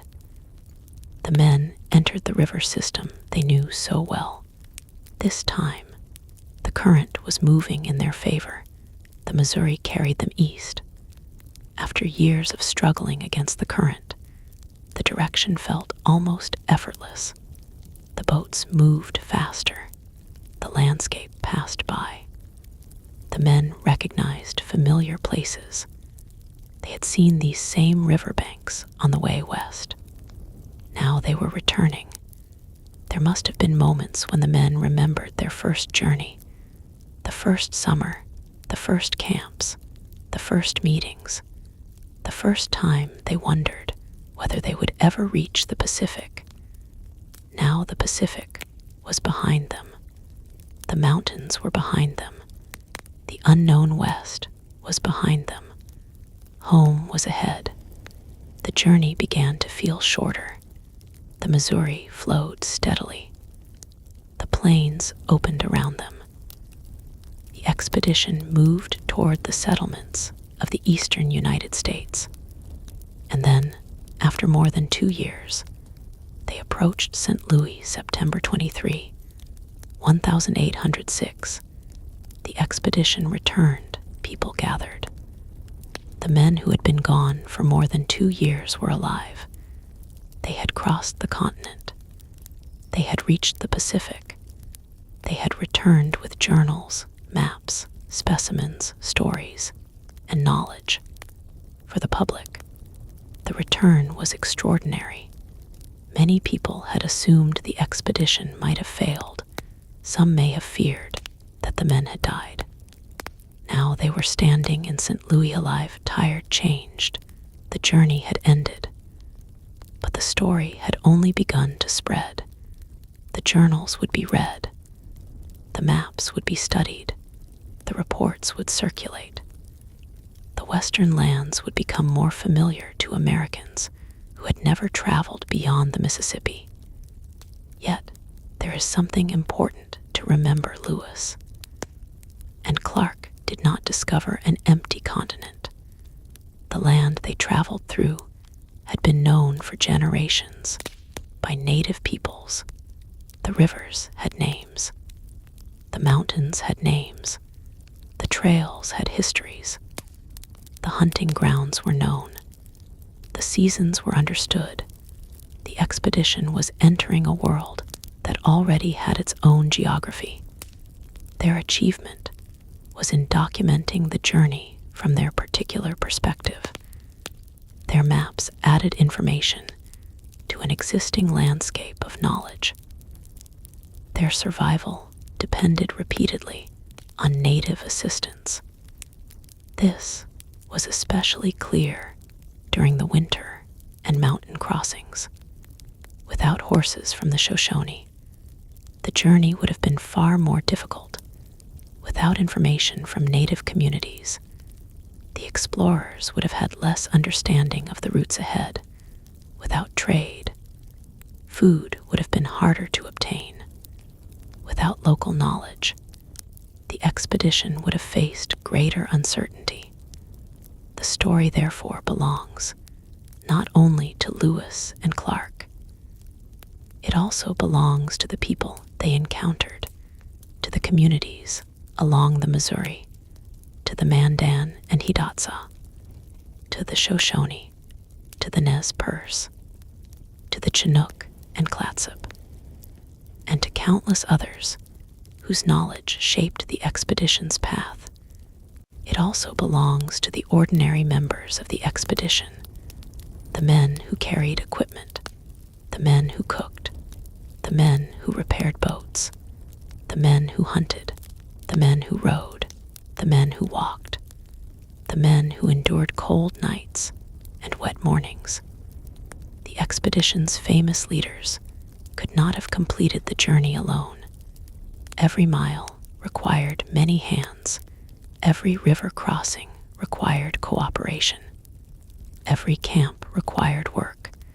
Every meal had to be prepared. Every injury had to be managed. Every piece of equipment had to survive another day. The journey was therefore built from thousands of small efforts, not one dramatic moment, thousands. And perhaps this is why the story of the expedition remains powerful. It is easy to remember the Pacific, easy to remember the mountains, easy to remember Sacagawea, easy to remember the famous maps. But much of the real journey was ordinary: wake up, pack, walk, paddle, hunt, eat, write, repair, rest, repeat again and again and again. For more than 2 years, that rhythm carried the expedition across the continent. Imagine one ordinary morning. The sun rises slowly over the Missouri. Mist rests above the water. The men wake beside the river. Someone begins preparing breakfast. Another checks the boats. A hunter returns with food. The fire is stirred. The camp slowly comes alive. Nobody knows exactly what the day will bring. Perhaps rain. Perhaps a difficult crossing. Perhaps a peaceful afternoon. Perhaps a meeting with people they have never seen before. Perhaps nothing extraordinary at all. Then the boats begin moving. The river opens ahead. The men paddle. The shoreline passes. Trees move slowly by. The same rhythm continues. This is what exploration really looked like. Not constant excitement, mostly endurance. The expedition moved because people continued doing small tasks, even when they were tired. And that is why the winter matters. Winter forced the men to stop. It taught them that progress could happen without movement. At Fort Mandan, they gathered information. They repaired equipment. They strengthened relationships. They prepared. At Fort Clatsop, they did much the same. The journey was divided by 2 seasons of waiting. Between them came the most difficult travel, the Great Falls, the Rocky Mountains, the Bitterroots, the Columbia, the Pacific. Then the same journey in reverse. The expedition story, therefore, moves like a river, sometimes fast, sometimes slow, sometimes blocked, sometimes redirected, but always moving. And when the men finally returned to St. Louis, the river had carried them home more than 2 centuries later. It can be difficult to imagine how large the continent must have felt today. A person can cross the United States in a matter of hours by airplane. A modern map can show every river. Satellite images reveal mountain ranges. Weather forecasts predict storms. GPS can identify a person's exact location. Lewis and Clark had none of this. They carried paper maps, compasses, measuring instruments, weapons, food, clothing, tools, and their own judgment when they made a geographical decision. There was often no immediate way to know whether it was correct. If a river turned unexpectedly, they had to follow it. If a trail disappeared, they had to search. If a storm arrived, they had to endure it. If food became scarce, they had to find more. And when they became exhausted, they still had to continue. That is what makes their journey so remarkable. Not that they were fearless. They were not. Fear existed. Uncertainty existed. Exhaustion existed. But they continued anyway. The expedition's story can therefore be understood as a long conversation between human determination and the landscape. The men wanted to move west. The landscape constantly asked them to slow down. The rivers required patience. The mountains required humility. The weather required flexibility. The people they met required diplomacy. And survival required cooperation. The continent set the terms. The expedition had to respond. And eventually, they reached the Pacific. Then they came home. The story of the lost winter is therefore not really about being lost. The expedition was rarely completely lost in the modern sense. Rather, it was about living in uncertainty. The men often did not know what was ahead. They did not know how long the journey would take. They did not know whether the next river would help or hinder them. They did not know what the mountains would demand. They did not know how much snow would fall. They did not know whom they would meet. And yet, they kept preparing for the next day. That is perhaps the quietest lesson of the expedition. You do not need to know the entire road. Sometimes, you only need to know what to do next. The next river, the next camp, the next mountain pass, the next morning. One step, one paddle, 1 mile, 1 day. And eventually, the distance disappears behind you. The men who left St. Louis in 1804 could not see the Pacific. They could only imagine it. But imagination was enough to begin. Then preparation carried them through winter. Knowledge carried them through the plains. Native guidance helped them through the mountains. Determination carried them to the ocean. And experience carried them home. Tonight, more than 2 centuries later, the Missouri still flows. The Rocky Mountains still stand. The Columbia still moves toward the Pacific. The forests of the Northwest still receive rain. And the ocean still stretches beyond the western horizon. The landscape has changed in many ways. Cities now stand where wilderness once seemed endless.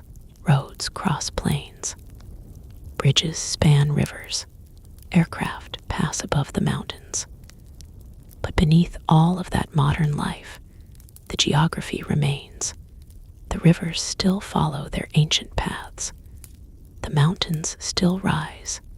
The Pacific still receives the Columbia. And somewhere in that landscape are the memories of a journey that once seemed almost impossible. So if you imagine the expedition tonight, do not imagine only the famous moments. Imagine the quiet ones. A man repairing a boot beside a fire. A boat moving slowly through morning fog. A camp being packed before sunrise. A native guide explaining the direction of a distant trail. A mother carrying her infant through a mountain landscape. A group of exhausted travelers eating a simple meal beneath the trees. A journal being written by firelight, rain falling on a wooden roof, snow covering a riverbank, a quiet Pacific shore.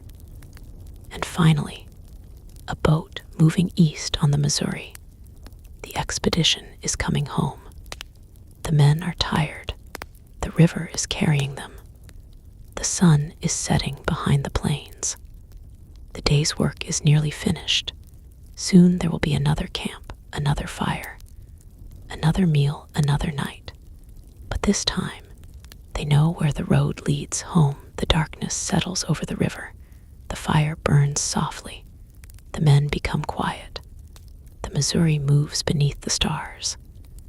And the great journey slowly becomes a memory of winter, of rivers, of mountains, of rain, of firelight, of an unknown horizon, and of the long road west and east again. The expedition had begun with uncertainty, ended with knowledge, not complete knowledge.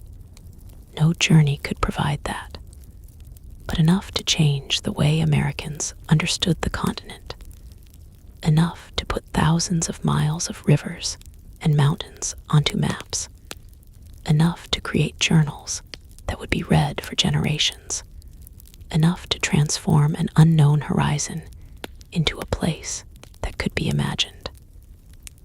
And perhaps that is the most peaceful way to remember Lewis and Clark, not as men who conquered the wilderness, but as travelers who moved through it.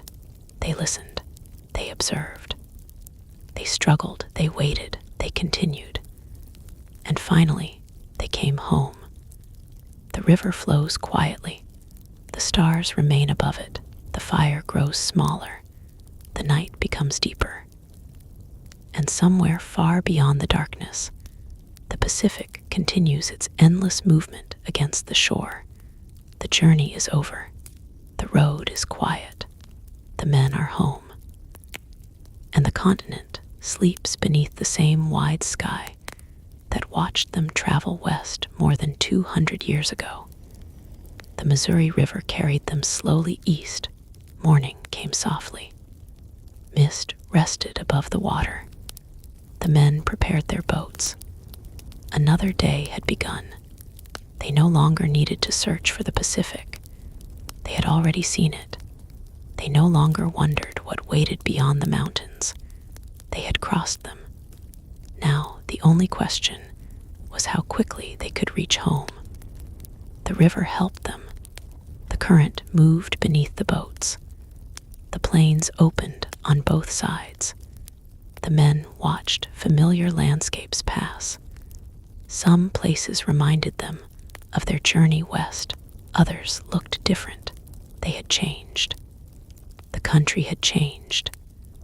And perhaps most importantly, their understanding of the continent had changed. Every evening, the expedition made camp. The fire was lit, food was prepared, clothing was repaired. The men talked quietly.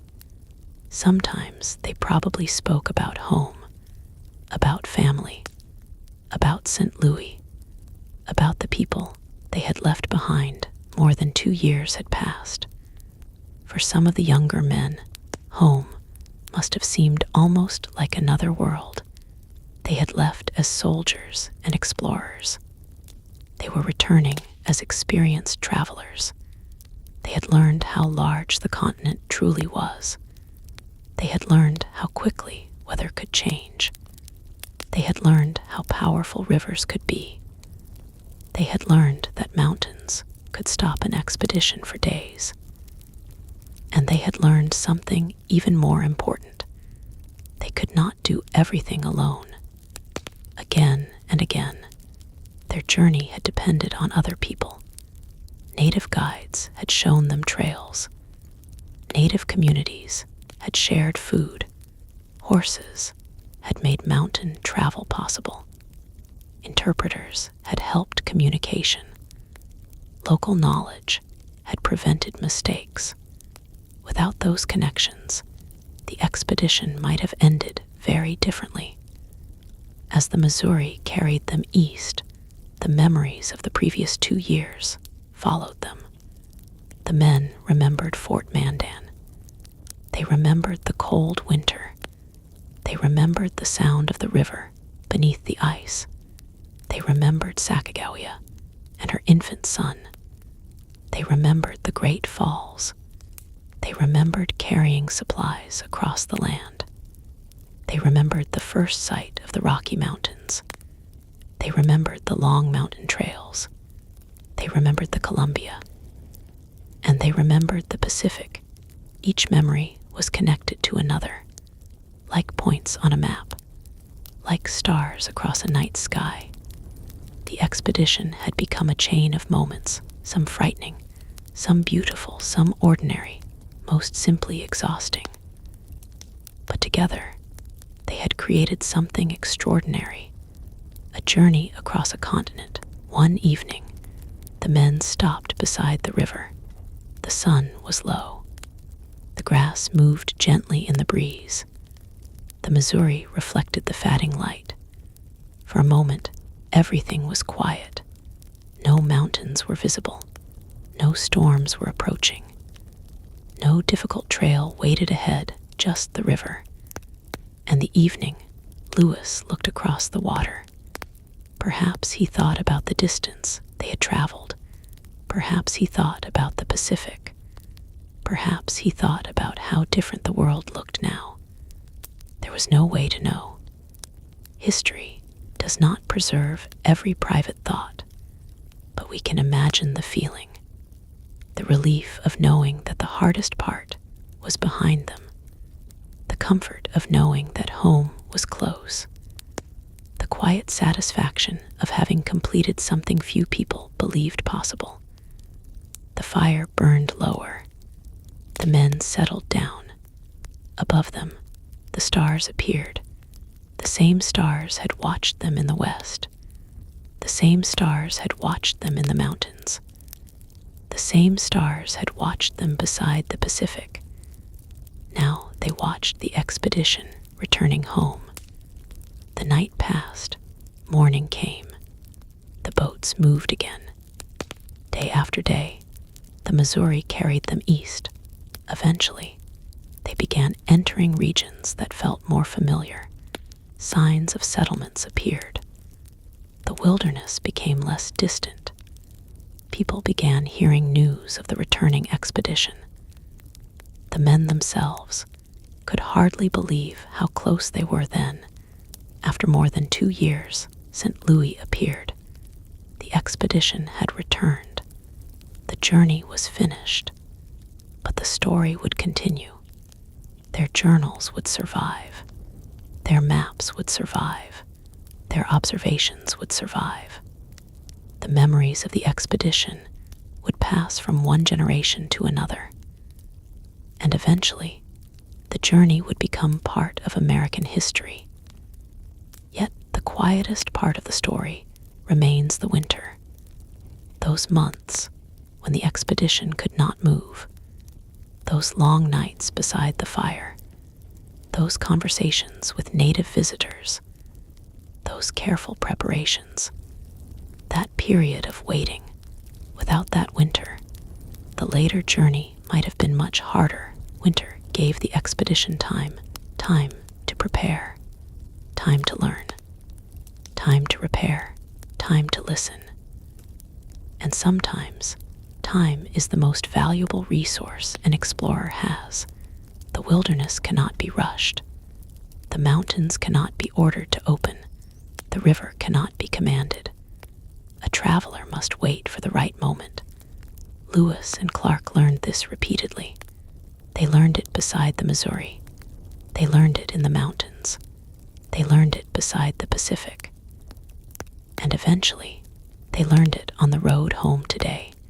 The places they traveled through are easier to reach. Modern roads cross the plains. Bridges cross the rivers. Trails lead into the mountains. Maps show the entire route.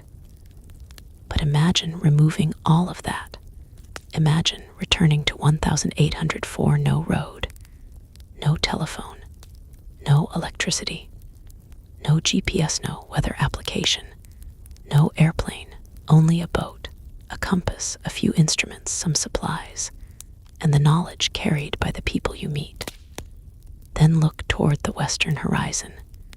Imagine knowing that somewhere beyond it there is an ocean, but you do not know how far away.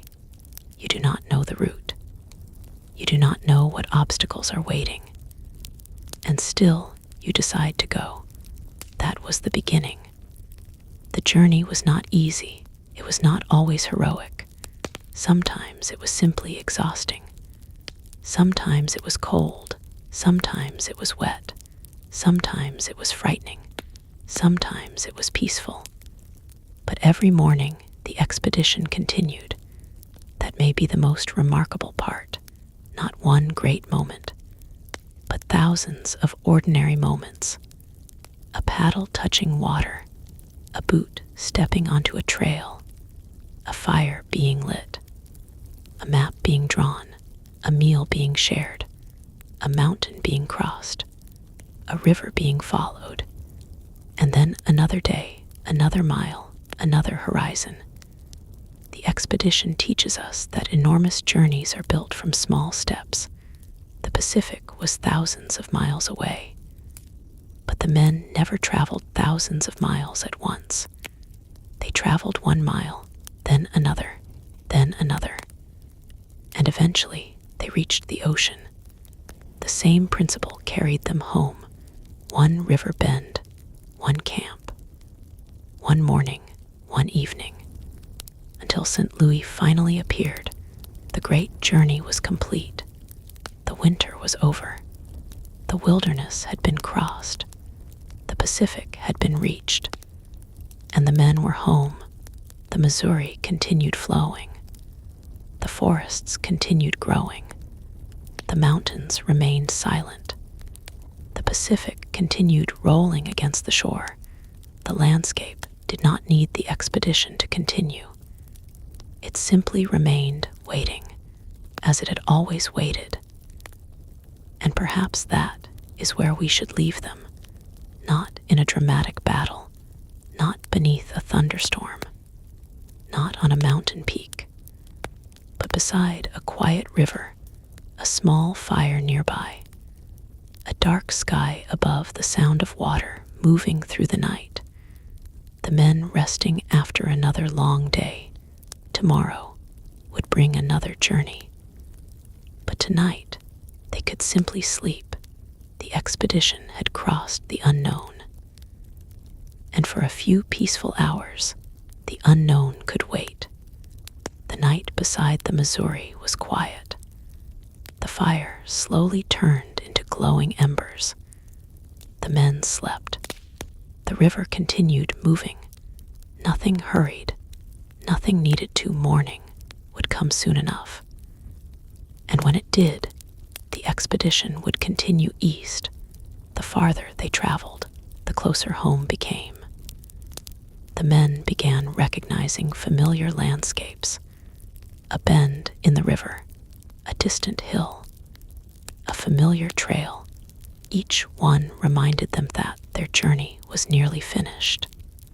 But before they reached St. Louis, there were still many miles to travel. The boats moved with the current. This time, the river was helping them. The Missouri had once seemed like an endless obstacle. Now it carried them toward home. The men could relax slightly. They no longer needed to study every bend with the same uncertainty. They knew the river. They understood its movements. They had learned how to travel with it. That knowledge had been earned slowly. At first, the Missouri had been a mystery. Now, it felt almost familiar. The expedition continued. Days passed. The weather became warmer. The plains stretched around them. The sky was enormous. Sometimes clouds gathered. Sometimes the sun remained bright all day. At night, the men made camp. They were becoming increasingly aware that their long journey was ending. Perhaps some felt excitement. Perhaps others felt sadness. For more than 2 years, the expedition had been their entire world. Every day had contained a new challenge. Every morning had required preparation. Every evening had brought another camp. Soon, that life would disappear. The men would return to ordinary settlements. They would sleep in buildings. They would eat food that had not been hunted that same day. They would see familiar faces. They would hear familiar voices. For some, that transition may have felt strange. After living so long on the frontier, civilization might seem surprisingly crowded. The expedition continued downriver. More signs of settlement appeared. The wilderness was slowly disappearing. People began to hear that the expedition was returning. News traveled quickly. The men had been gone for so long that many people believed they might never return. Then, on September 23, 1806, they arrived in St. Louis. The expedition was home. The journey had lasted more than 2 years. The men had traveled thousands of miles. They had crossed the continent. They had reached the Pacific. They had returned alive. For the people who saw them, their arrival must have been extraordinary. These men had left with questions. Now they returned with answers. Not every question had been solved. Not every mystery had disappeared. But they had learned an auto-change American understanding of the West. Their journals contained descriptions of rivers, mountains, animals, plants, weather, and native communities. Clark's maps provided new geographical information. Lewis's observations added scientific detail. Together, their records became one of the most important results of the expedition. Yet the written records could never fully capture what the men had experienced. A map could show a mountain. It could not show the cold wind moving through the trees. A journal could describe a river. It could not reproduce the sound of water during a silent night. A report could mention rain. It could not make the reader feel the damp clothing inside Fort Clatsop. The expedition had experienced these things directly. That was their unique knowledge. And perhaps the most powerful memoirs were not the dramatic ones. They were the quiet moments.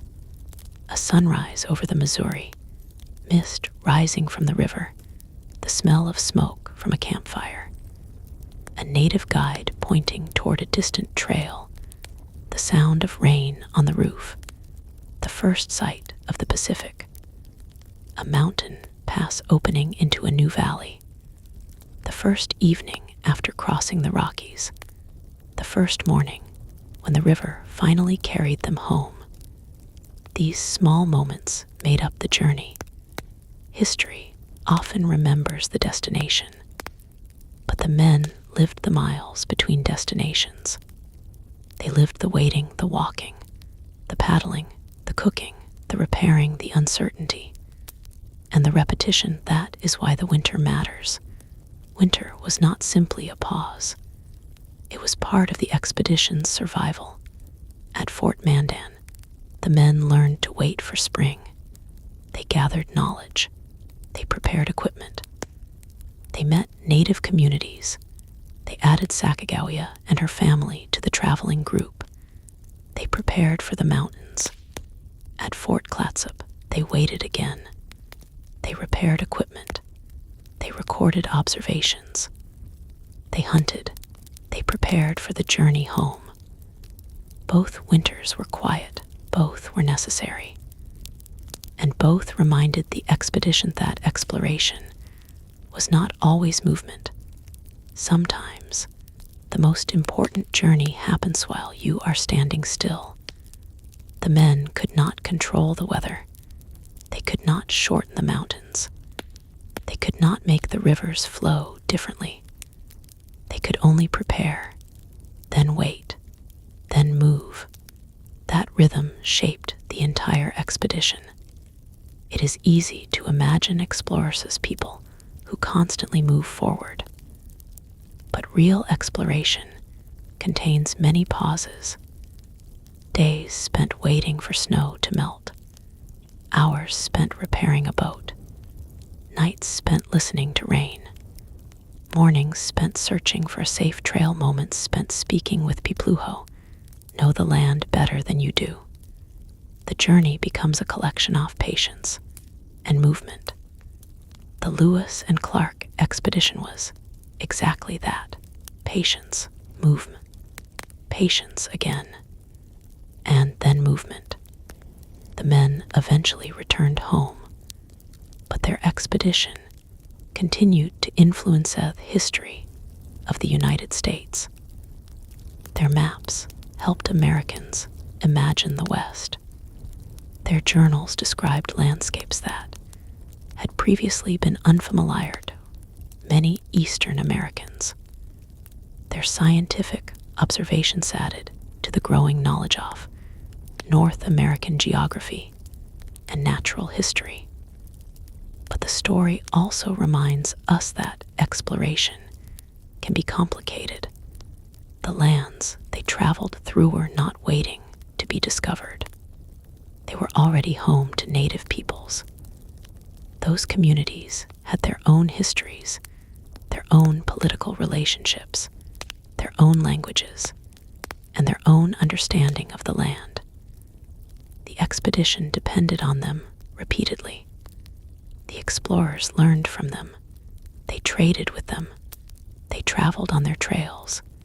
They relied on their knowledge, and, in many places, without that assistance, the journey would have been far more difficult. Sacagawea's role is one example.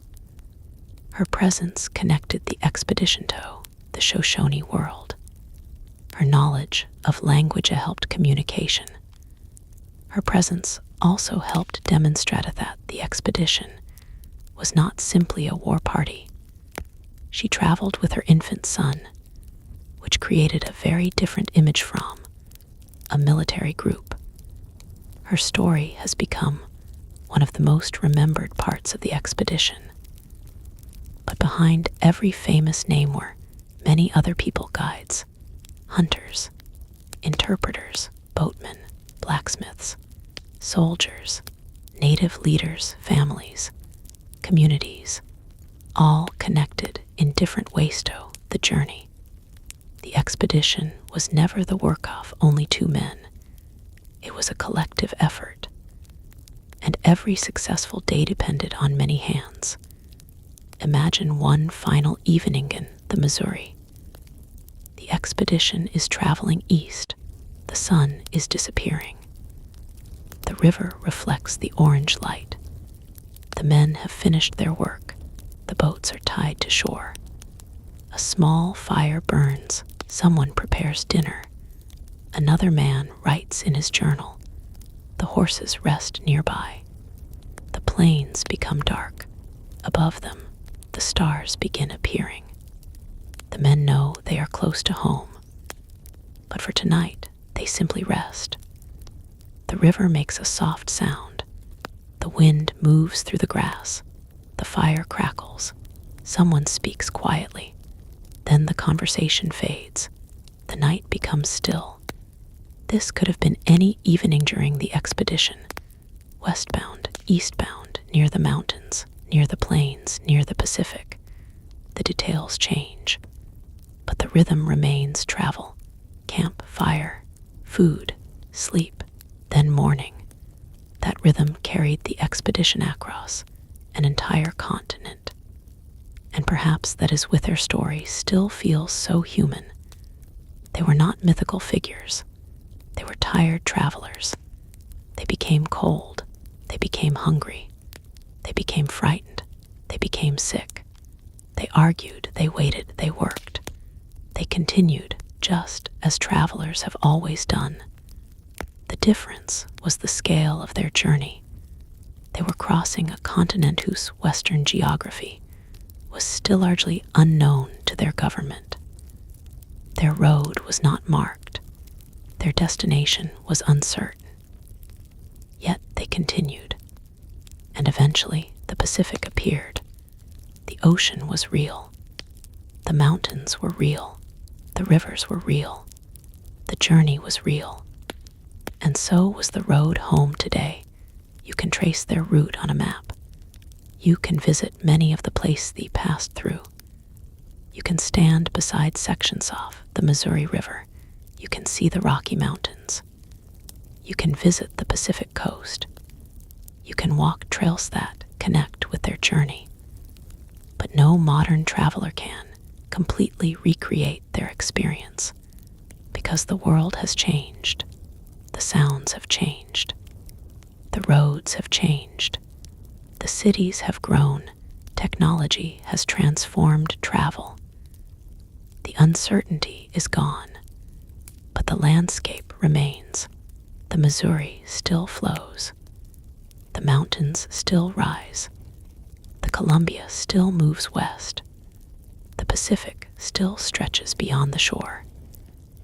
And when the wind moves through grass on a quiet evening, it is possible to imagine an expedition passing through. A small group of travelers, moving slowly, carrying everything they need, searching for the next safe camp, following a river, following a trail, following the horizon. The journey began in uncertainty. It ended in knowledge. But the greatest achievement may have been endurance. The ability to continue on the road became difficult. The ability to wait when movement was impossible. The ability to learn when certainty was unavailable. The ability to accept help from people who knew the land, and the ability to keep going. One day, 1 mile, 1 river, 1 mountain, 1 horizon, until finally, home appeared. The expedition was finished. But the memory remained. The winter remained. The rain remained. The mountains remained. The Pacific remained. And the story continued long after the men themselves had returned home. So tonight, when you think of Lewis and Clark, do not picture only the famous moments. Picture the quiet ones. A small fire, a dark forest, a sleeping camp, a river under moonlight, a mother carrying her child, a tired traveler repairing his boots, a map slowly taking shape rain falling on a wooden roof, snow covering the ground. And somewhere beyond the horizon, a vast ocean. The expedition moves slowly through the darkness. The river continues beside them. The fire becomes smaller. The night becomes deeper. There's no need to hurry. Tomorrow will come. Another day will begin. But for now, the travelers can rest. The continent is quiet. The river is moving. The stars are above. And the long journey has finally come home. But there was still one part of the journey that could never be recorded on a map. The journey inside the men themselves. When they left St. Louis, they were strangers to much of the country. They carried expectations. They carried instructions. They carried supplies. But they did not yet understand how much the journey would change them. 2 years later, they returned with different memories. They had learned to sleep beside rivers. They had learned to travel in rain. They had learned to recognize storms. They had learned to read tracks. They had learned to listen. Most importantly, they had learned that the land could not be understood from a distance. You had to walk through it. You had to live beside it. You had to watch it change. The Missouri was different in the morning and evening. The mountains were different in summer and winter. The forests were different after rain. The plains were different under snow. Every landscape had its own rhythm. And the expedition had slowly learned how to follow those rhythms. During the winter, this knowledge became especially important. At Fort Mandan, the men learned patience. The snow could cover the ground for days. The wind could make travel dangerous. So they stayed inside. They repaired. They studied. They listened. They waited, then spring arrived. The river opened. And they moved again. That pattern would repeat throughout the expedition. The land would stop them. They would wait, then the road would open. And they would continue. It was almost like breathing, move, stop, move again. The expedition became a rhythm between motion and stillness. Perhaps that is why the quiet evenings mattered so much. After a long day, there was nothing left to prove. The men simply sat. The fire burned. The river moved. Someone might tell a story. Someone might laugh. Someone might remain silent. The darkness surrounded the camp.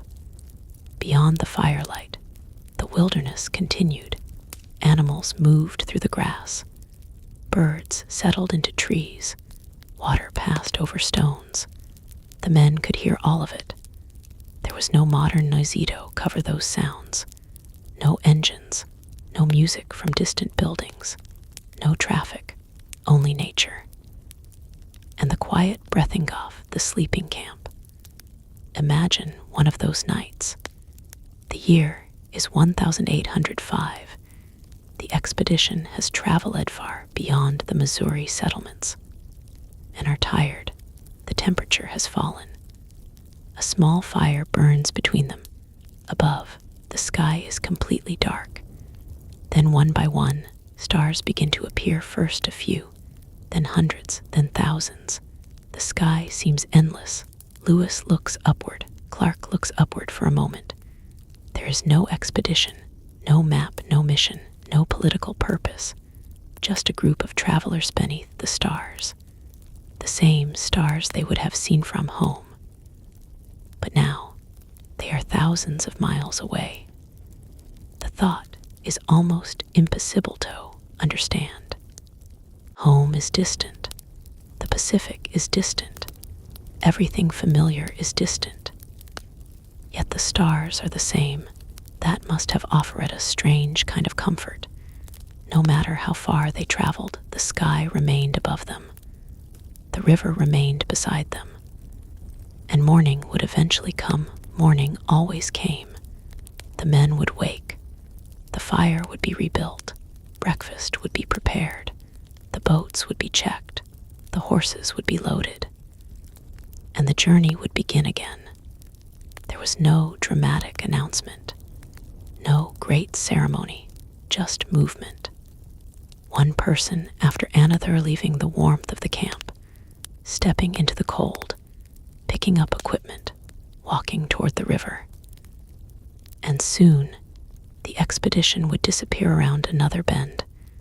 That is how enormous journeys happen, quietly, not in one moment, but through repetition.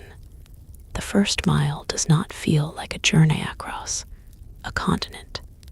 Neither does the 10th or the 100th. But eventually, the miles become thousands.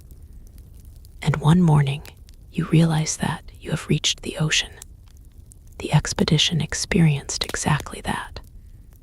At the beginning, the Pacific was almost an idea. By the end, they could hear its waves.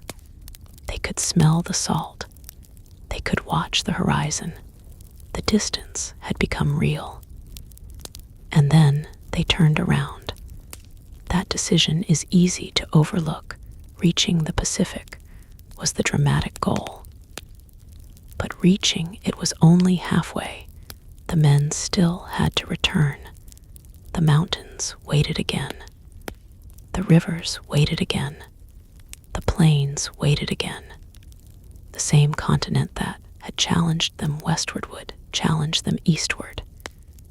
Yet the return journey had one advantage. They knew more. They knew the country. They knew the rivers.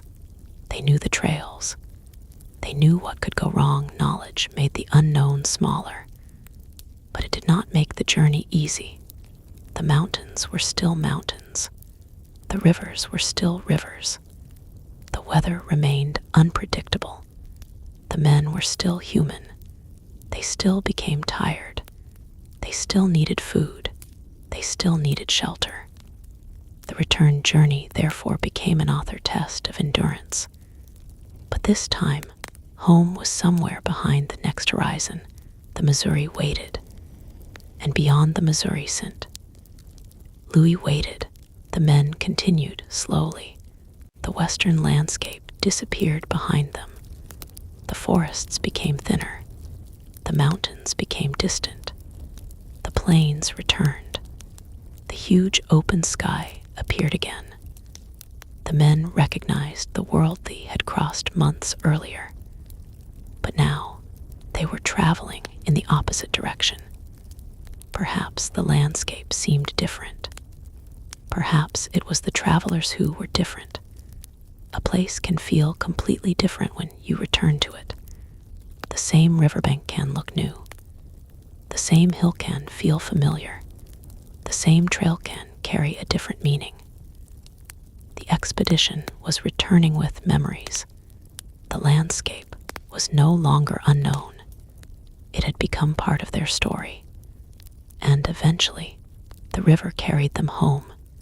Years later, people would remember the expedition for its discoveries, for its maps, for its famous figures, for Sacagawea, for the Pacific. But behind those famous memoirs was something much simpler: work. Every day, someone had to work.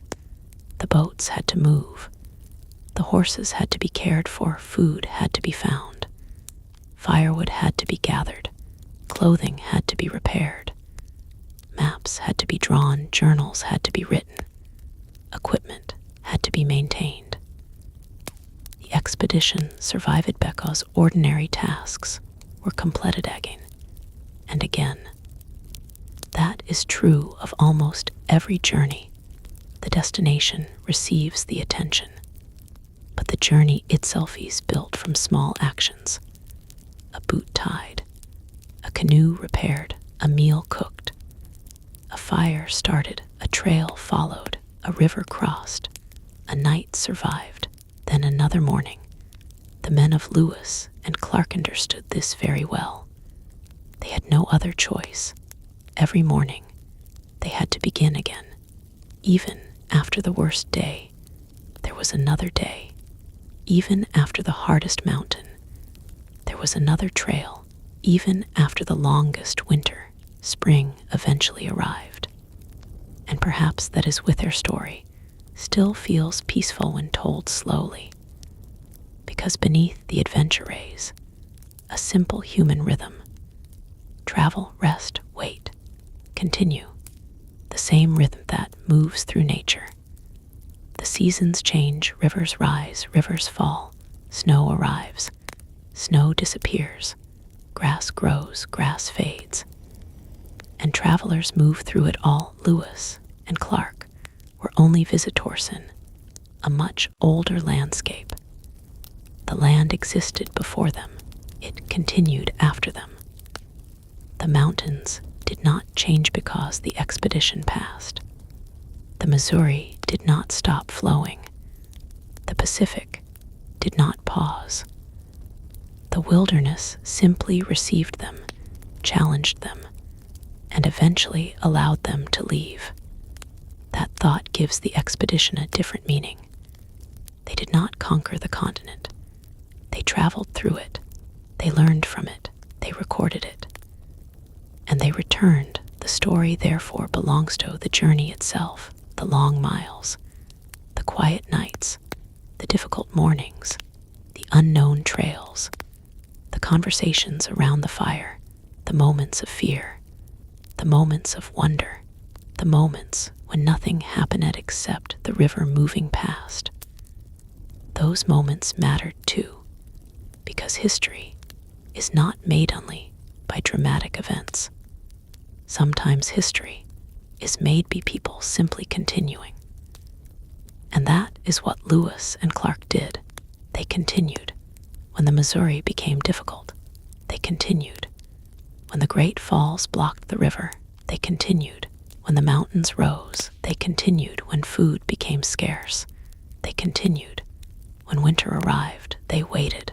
When spring returned, they continued. When the Pacific appeared, they turned around. And when the Missouri carried them home, they continued until the journey ended. Perhaps the quietest image is the best one. A small camp beside a river, a fire burning low, a few men sleeping, a horse moving gently in the darkness, the river reflecting the stars. No one speaking, no one moving, only the sound of water. Tomorrow, the expedition will continue. But tonight they rest, and the wilderness remains quiet. The same wind moves through the grass.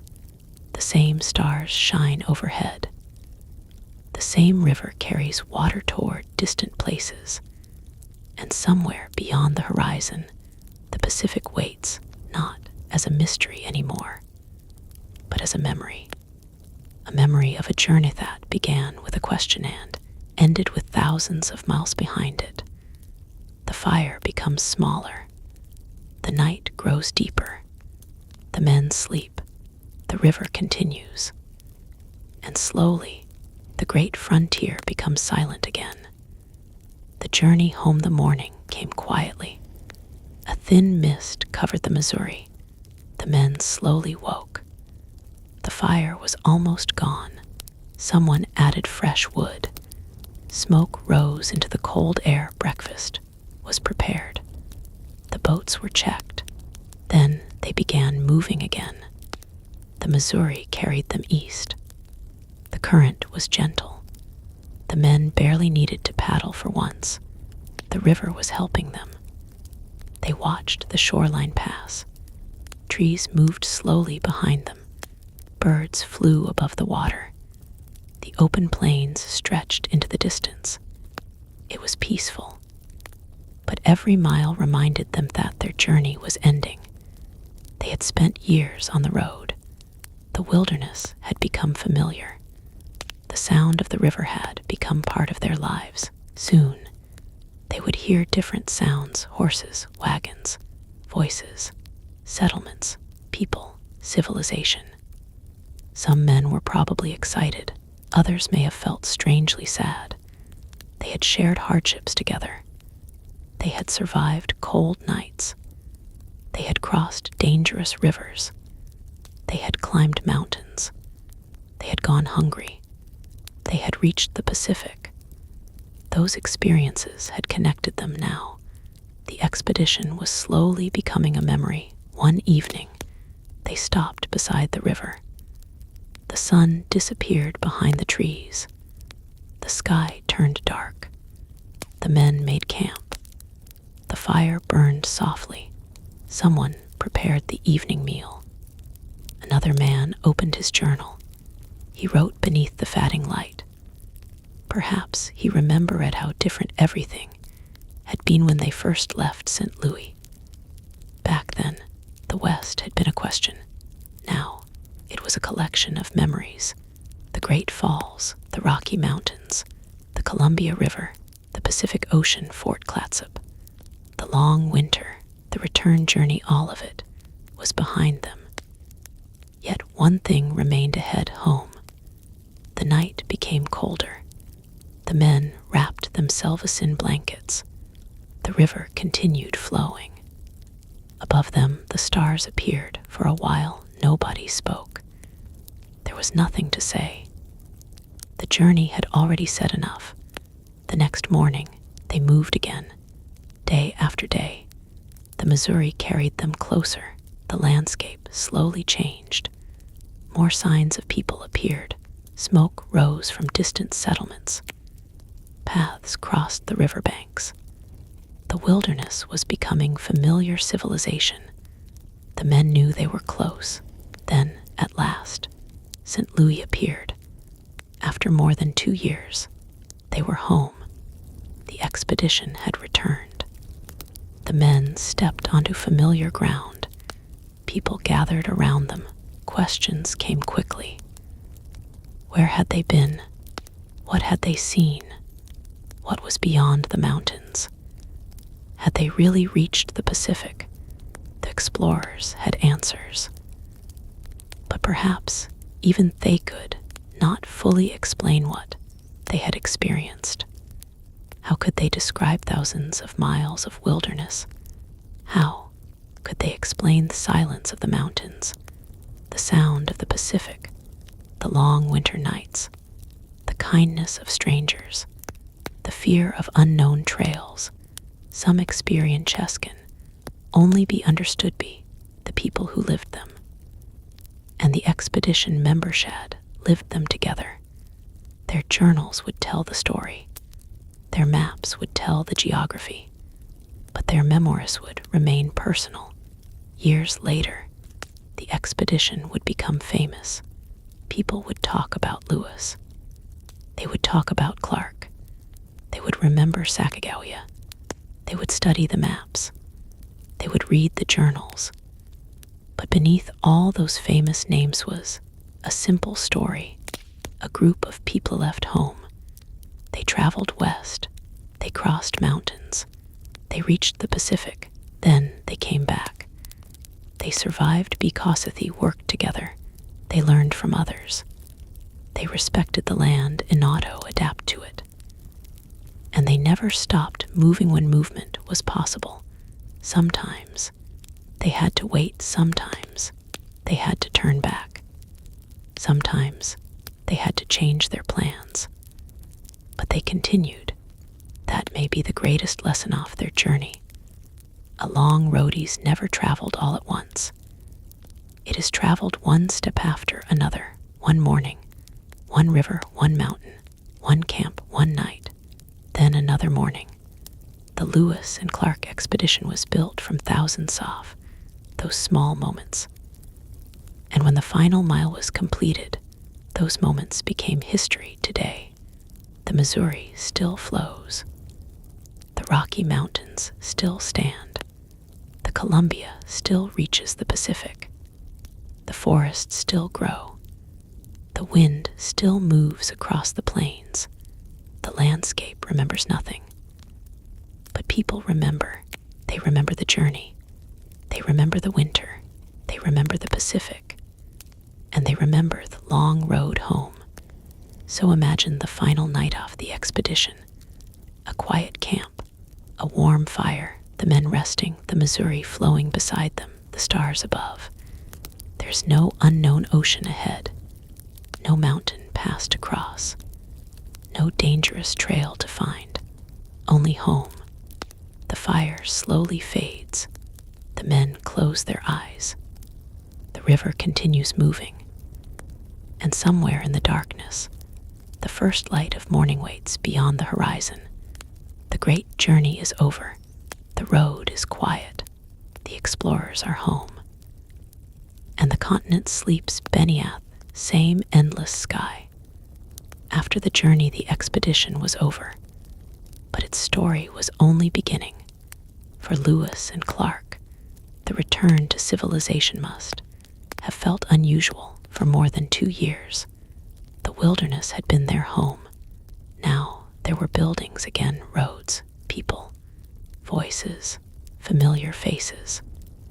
The men had changed. The country had changed too. Their journals were filled with information. Their maps showed rivers that many Americans had never seen. Their reports described mountains, forests, animals, plants, and native communities. But the most important thing they brought home was knowledge. The West was no longer just a blank space on a map. It was a vast, complicated world, a world of rivers, a world of mountains, a world of different peoples, a world of extraordinary landscapes. And the expedition had traveled through much of it. Still, their journey had not been a simple story of discovery. The land was already inhabited. Native nations had lived there for countless generations. They knew the rivers. They knew the mountains. They knew the seasons. They knew where food could be found. They knew which trails were safe. The explorers depended on this knowledge repeatedly. Without it, their journey would have been much more dangerous. Sacagawea's presence was one important example. She helped connect the expedition with people they encountered. Her knowledge of the region was valuable. Her presence also helped during important meetings. But she was only one person among many. Countless native people contributed to the expedition's survival. Some offered food, some provided horses, some shared directions, some explained local geography, some warned the explorers about dangers ahead. The expedition could not have traveled the continent without these interactions. Men also learned how powerful the environment was. The Great Falls had shown them that rivers could suddenly become impossible to travel. The Rocky Mountains showed them that distance could be misleading. A mountain that looked close could take days to reach. A valley that appeared easy could become difficult after a storm. The Pacific Northwest taught them another lesson. Rain could be as challenging as snow. At Fort Clatsop, the men experienced months of wet weather. Their clothes became damp. The ground became muddy. Wood remained wet. The fort became smoky. Yet they survived. Again, patience became their greatest tool. They waited for spring. And spring eventually came. That was another lesson the expedition learned. The landscape always changes. Winter does not last forever. Snow melts, rivers open, trails become passable. The journey continues. The same idea can be seen in the expedition's entire story. At the beginning, the road west looked impossible. Then they moved. The mountains looked impossible. Then they crossed them. The Pacific seemed impossibly distant. Then they reached it. The road home looked long. Then the river carried them east. Every impossible distance was eventually divided into smaller distances. That is why the story still feels remarkable. Not because the men were superhuman. They were not. They were tired. They were sometimes afraid. They became sick. They made mistakes. They needed help. But they continued. And sometimes continuing is enough. Imagine standing beside the Missouri today. The river moves quietly. The landscape looks peaceful. It is difficult to imagine that men once traveled here with almost no idea what waited beyond the horizon. No modern roads, no satellite maps, no GPS, no communication with home. Just the river, the sky, the mountains. And the next day, that was their world. Every evening, the unknown remained outside of the circle of firelight. Every morning, they stepped beyond it. Perhaps that is with their journey still captures imagination, because everyone understands what it feels like to face something unknown. The scale is different. The world is different. But the feeling is familiar. You do not know what tomorrow will bring. You only know that tomorrow will come. So you prepare. You rest. Then you continue. Lewis and Clark did this for more than 2 years. They crossed an entire continent a day at a time. Their story eventually became one of America's most famous exploration stories. But the quiet details remain just as important. The cold mornings, the simple meals, the river camps, the long walks, the rain, the snow, the silence, the waiting, the laughter around fires, the exhaustion, the relief, the feeling of seeing the Pacific for the first time, and finally, the feeling of seeing home again. Those moments made the journey real. The expedition ended in September 1806, but the rivers continued flowing. The mountains continued standing. The Pacific continued moving. Nature did not stop when the explorers left. It simply continued. And perhaps that is the most peaceful way to end their story. The explorers passed through a landscape much older than them. They walked its trails. They crossed its rivers. They climbed its mountains. They watched its seasons change. Then they went home. The land remained. The river remained. The stars remained. And the memories remained in their journals. Tonight, you can imagine the expedition's final camp. The fire is low. The men are tired. The Missouri moves quietly.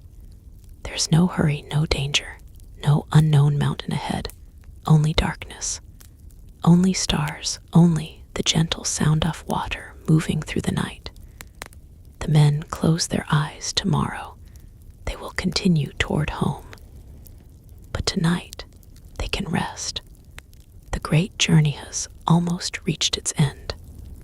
And somewhere far away, beyond thousands of miles off rivers and mountains, the Pacific Ocean is still rolling beneath same night sky. The expedition has returned. The story remains. And the river keeps moving. The quiet legacy years passed. The expedition slowly became history. But the journals remained. Inside them were thousands of observations. Rivers were described. Mountains were recorded. Animals were studied. Plants were carefully noted. Native communities were documented. The maps became valuable. He showed a continent that many Americans had never seen. But the maps told only part of the story. A line on paper could not show exhaustion. It could not show hunger. It could not show fear. It could not show the sound of rain at Fort Clatsop. It could not show the first sight of the Pacific. Only the travelers knew what those moments felt like. And perhaps, when they looked back, they remembered the quietest moments most clearly. A peaceful morning beside the Missouri, a canoe moving through mist, a mountain hidden by clouds, a warm fire on a cold night, a simple meal after a difficult day.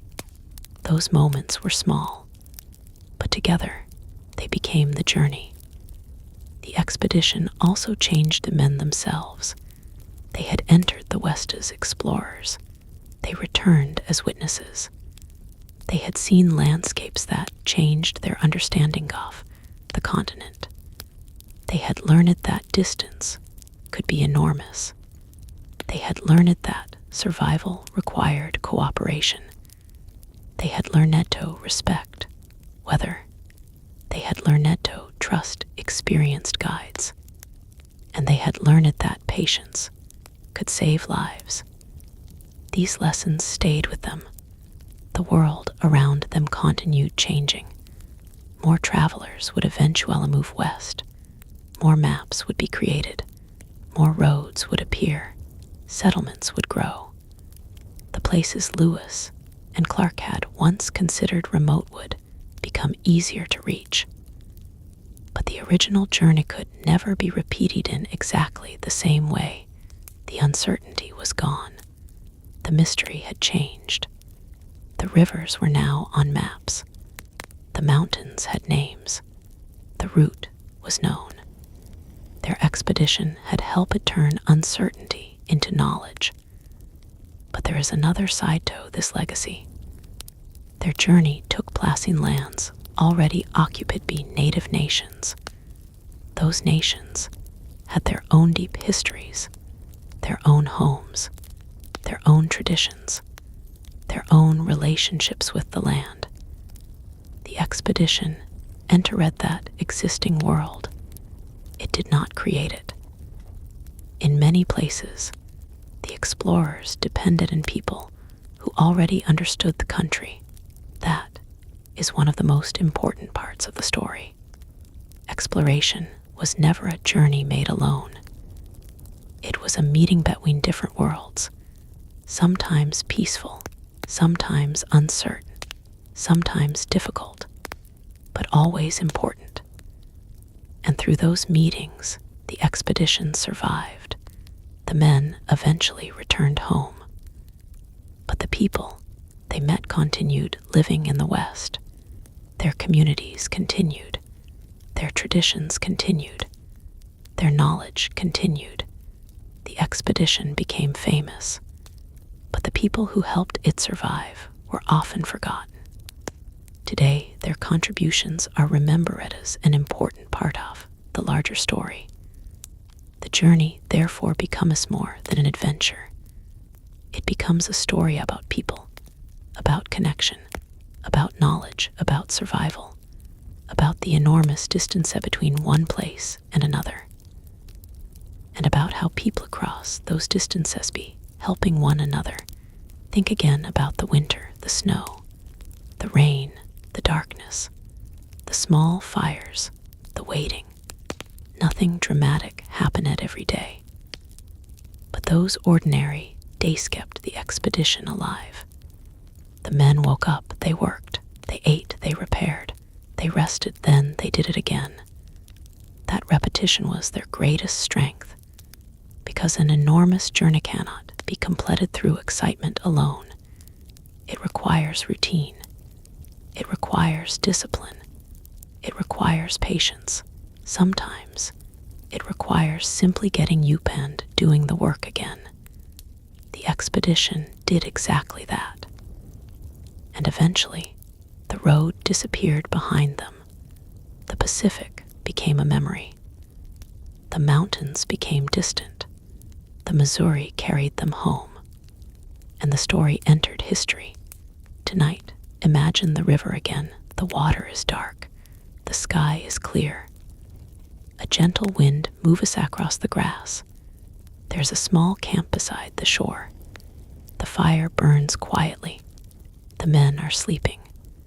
Their journey is almost forgotten by the night itself. Nature does not know that history is being made. The river simply flows. The stars simply shine. The wind simply moves. And tomorrow, the sun will rise again, just as it did for Lewis and Clark, just as it did for every morning of their long expedition. The road west is finished. The road east is finished. The Pacific has been reached. The mountains have been crossed. The Missouri has carried them home. Now there is nothing left except memory. A memory written in old journals. A memory drawn on old maps. A memory passed from one generation to another. And perhaps that is where the expedition truly became immortal.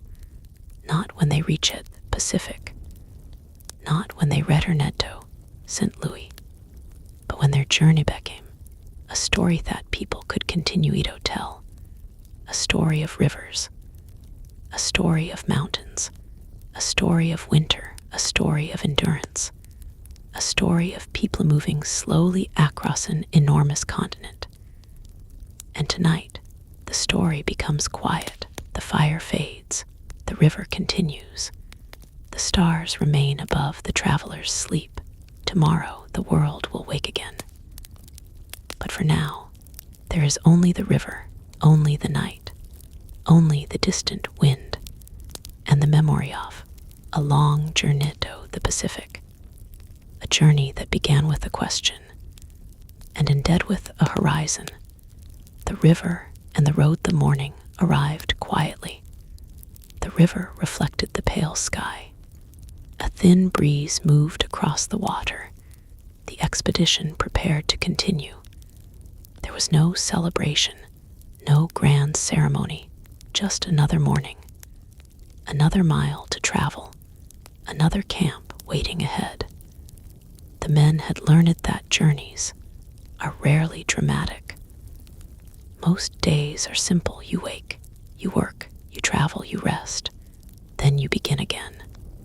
That routine had carried them across the continent.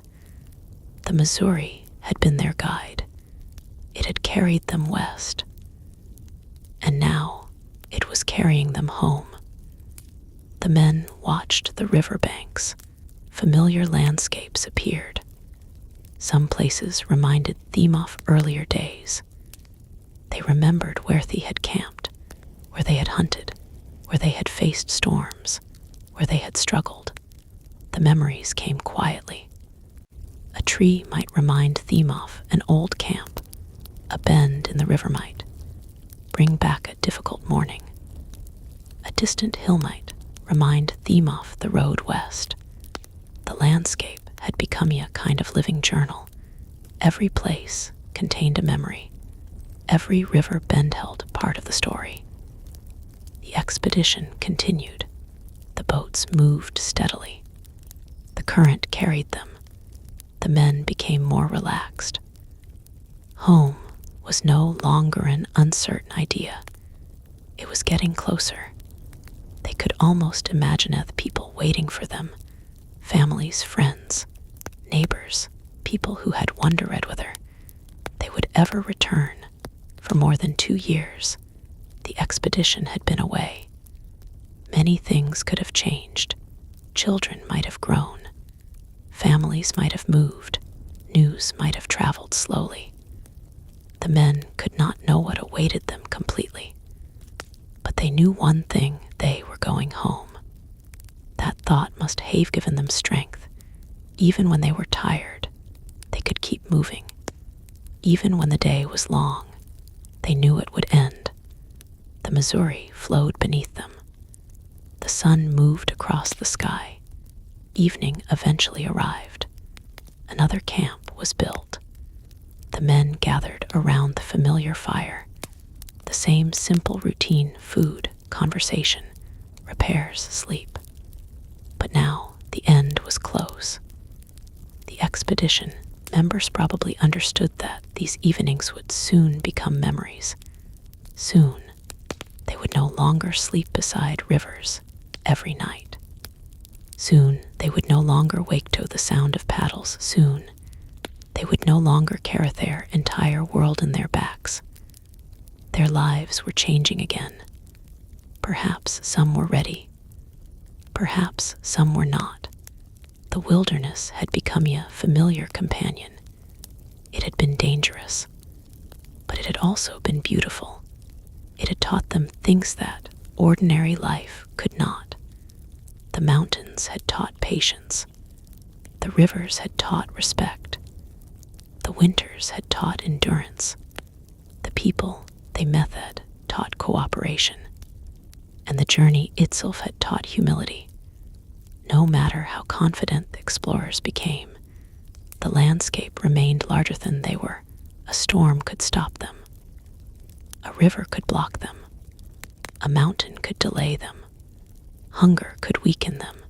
They survived by adapting. That lesson remained perhaps more valuable than anything they carried home. The next morning, they continued. The river widened. The settlements became more frequent. The wilderness slowly faded. Signs of civilization appeared. Everywhere fences, paths, buildings, smoke. The men knew the journey was nearly over. Then, one day, they finally saw St. Louis home. After thousands of miles, the expedition had returned. The people gathered. The men stepped ashore. The journey that had seemed almost impossible was finished. But the story did not end there. Their experiences would become a part of American memory. The journals would be preserved. The maps would be studied. The names of river sand mountains would become familiar to later generations. And the story of the Pacific journey would be told again and again. But perhaps the most important part of the stories, not the distance. It is the patience. The men did not know how the journey would end. They simply continued. They trusted the next step. They crossed the next river. They climbed the next hill. They waited for the next morning. And slowly, the unknown became familiar. That is how exploration works. You cannot see the whole road. You can only see what lies ahead sometimes. That is enough. The expedition began with a distant horizon. It ended with home. Between those two places were thousands of miles, thousands of decisions, thousands of ordinary moments. And countless people who helped shape the journey. The story belongs to all of them, to the explorers, to the guides, to the interpreters, to the native communities, to the families, to the men who cooked, carried, hunted, rode, repaired, and waited. Every journey is made from many people. Lewis and Clark simply became the name history remembered most. Tonight, imagine the river once more. The camp is quiet. The fire is small. The men are asleep. The Missouri moves beneath the moonlight. The grass moves gently in the wind. There's no hurry. The road is almost finished. The unknown is behind them. The Pacific is a memory. The mountains are far away. Home is close. The river continues flowing. The stars remain above. And the night slowly passes. Soon morning will arrive. But for now, the travelers rest. The long journey is ending. The river has carried them across a continent. And finally, it has carried them home. The last miles, the final miles, were peaceful. The Missouri carried them east. The current moved steadily. The men watched the riverbanks. Home was getting closer. Every morning felt different. They knew the journey was almost finished. The wilderness slowly disappeared. More people appeared. More boats moved along the river. Small settlements became visible. The men were returning to a world they had left more than 2 years earlier. But they were not the same men anymore. They had crossed mountains. They had survived winters. They had traveled through thousands of miles of country. They had seen the Pacific. They had learned from people they had never met before. And they had learned how small one person can feel inside a vast landscape. The river continued, day after day, morning after morning. The boats moved east. Sometimes the men talked. Sometimes they remained silent. There was less need for constant discussion. They knew the route. They knew what to expect. The uncertainty was disappearing. One evening, the men stopped beside the river. The sun was setting. The water turned dark. A gentle wind moved through nearby grass. The fire was lit. Dinner was prepared. The men sat together. Perhaps someone remembered the day they first left St. Louis. It seemed like another lifetime. At that time, the Pacific was only a distant idea. Now they had stood beside it. They had watched the waves. They had collected information. They had built a winter camp. And they had turned around. The journey home was nearly complete. The fire burned quietly. The men became silent. Above them, the stars appeared. The same stars that had watched them cross the mountains. The same stars that had watched them beside the Pacific. Now they watched them returning home. The night passed, morning came. The expedition moved again. The river carried them closer to St. Louis. Eventually, the familiar city appeared. The men had returned. People gathered around them. There was excitement. There were questions. There was disbelief. The expedition was alive. They had succeeded. Success was not simply reaching the Pacific. It was surviving the journey. It was returning. It was bringing home their journals and maps. It was bringing home knowledge that could be shared. The expedition had changed the way many Americans understood the West. But history would continue. Other travelers would follow. Other maps would be created. More settlements would appear. The country would change. The trails they followed would eventually become roads. The rivers would carry different kinds of boats. The wilderness would become less remote. But the original journey would remain unique because they traveled without knowing what waited ahead. They had no modern map. They had no satellite view. They had no instant communication. They simply moved forward with what they knew. And when they did not know, they learned. That may be the most important lesson of their journey. You do not need to know everything. You only need to keep learning. The expedition learned from rivers. They learned from mountains. They learned from weather. They learned from animals. They learned from native people. They learned from mistakes. And they kept moving. The Pacific was reached because they never stopped preparing for the next mile. The return was completed because they never stopped moving toward home. Their story became famous. But the quiet parts are worth remembering too. The small fires, the wet clothes, the tired feet, the simple meals, the long silences, the endless river, the dark forests, the cold mornings, the peaceful evenings. These were the moments that filled most of the journey. Not every day was dramatic. Most days were ordinary. And perhaps that is what makes the expedition feel so real. The greatest journeys are often made from ordinary days. One ordinary day becomes a week becomes a month becomes a year, and eventually you have crossed a continent. That is what happened to Lewis and Clark.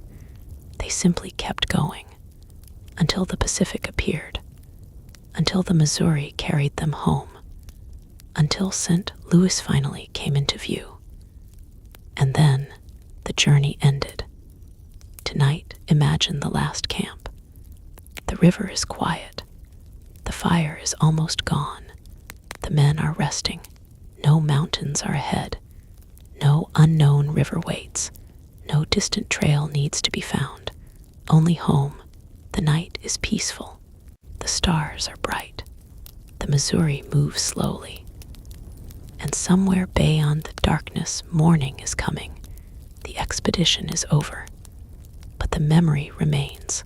A journey across America, a journey to the Pacific, a journey through winter, a journey home. And beneath the endless sky, the river continues flowing, just as it did more than 2 centuries ago. Beyond the horizon, the expedition had returned home. But the memory of the West never completely disappeared. The men had seen too much. They had traveled too far. They had experienced a place that ordinary life could not easily replace. For them, the sound of a river would always mean something more. A mountain in the distance you'd bring back memories. Rain falling at night might remind them of the coast. And the smell of a campfire could take them back to 1,000 different evenings. The journey had become a part of who they were. But history continued moving. The maps they brought home were studied carefully. Their journals were read. Their descriptions were discussed. People became curious about the lands beyond Mississippi. The West was no longer just a distant mystery. There was no written record. There were roots. There were maps. There were stories. Yet the continent was still enormous. The explorers had not seen everything. They had only traveled through a portion of a much larger world. Beyond their route, other rivers continued. Other mountains rose. Other communities lived. Other stories waited. The journey had opened at a door to understanding, but it had not closed the book. Perhaps that is why the Lewis and Clark expedition remains fascinating. It was not simply about reaching a destination. It was about discovering how much remained unknown. The Pacific was not end of the world. It was simply another shore. Beyond it, there was still an ocean. Beyond the mountains, there were still places the expedition had never seen. The world remained vast, and the men had learned to appreciate that vastness. Imagine standing in the Pacific coast with Lewis and Clark. The waves move toward you. The wind is cool. The horizon stretches without interruption. Behind you are mountains. Ahead is the ocean. You have traveled thousands of miles to stand in this one place. For a moment, you do not need to move. You simply watch. The waves come and go. The wind moves through trees. Clouds drift across the sky. The expedition has reached the western edge of its journey, but the ocean reminds you that there is always something beyond the horizon. That feeling must have been powerful. They had crossed an entire continent. Yet standing there, they could still see another endless world in front of them. The Pacific did not feel like an ending. It felt like proof that the world was larger than anyone's map. The men eventually turned east. They carried that feeling with them. The road home was long, but now they knew something important. The horizon was not a wall. It was an invitation. Every distant line could hide another river, another valley, another mountain, another story. And perhaps that is the real legacy of their journey. They showed that unknown can become known through patience, observation, and courage. But they also showed that no map can contain everything. There will always be another horizon, another road, another question. The Missouri carried the expedition home. The river moved steadily beneath their boats. The men watched the landscape pass. The great adventure was becoming a memory. But the knowledge that he had gathered would travel much farther than they did. Their journals would remain. Their maps would remain. Their story would remain. And generations later, people would still look west and remember the journey. The night grows quiet. The fire becomes smaller. The travelers rest. The river moves beneath the stars. There is nothing left to conquer tonight, nothing left to discover. Only the peaceful sound of water. The journey began with an unknown horizon. It crossed rivers. It climbed mountains. It survived winter. It reached the Pacific. And finally, it returned home. The men had traveled far enough to understand that the continent was not empty. It was alive. It was filled with people, animals, rivers, forests, mountains, and stories. They had entered that world as travelers. They left it with memories. And those memories became history. The river continues. The stars remain. The wind moves across the plains. And somewhere, far beyond the horizon, the Pacific waves continue their endless journey toward the shore. The great expedition is finished, but the horizon never ends. The memory of the journey, the years, passed quietly. The expedition became part of history, but the journey itself never truly disappeared. Its memories remained in old journals. They remained in maps. They remained in stories told by generations. The men had returned home, but a part of them was always somewhere beyond the Mississippi, perhaps beside the Missouri, perhaps in the mountains, perhaps beside the Pacific. The wilderness had changed them. It had taught them patience. It had taught them endurance. It had taught them humility.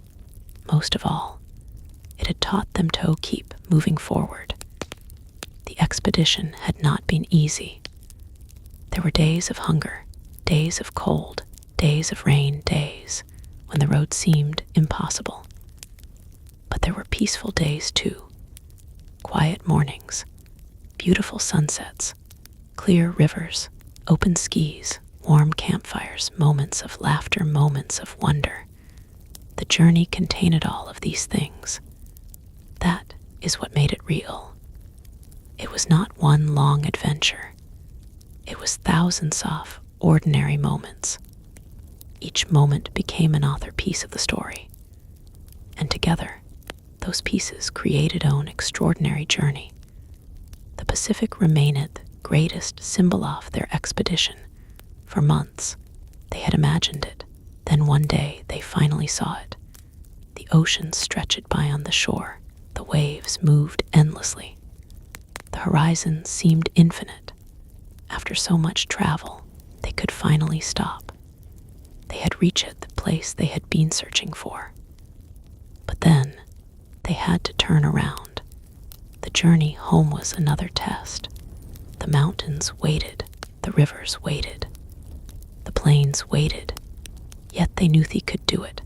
They had already survived the hardest parts. So they moved east slowly, patiently, one day at a time. Eventually, the Missouri carried them back toward St. Louis.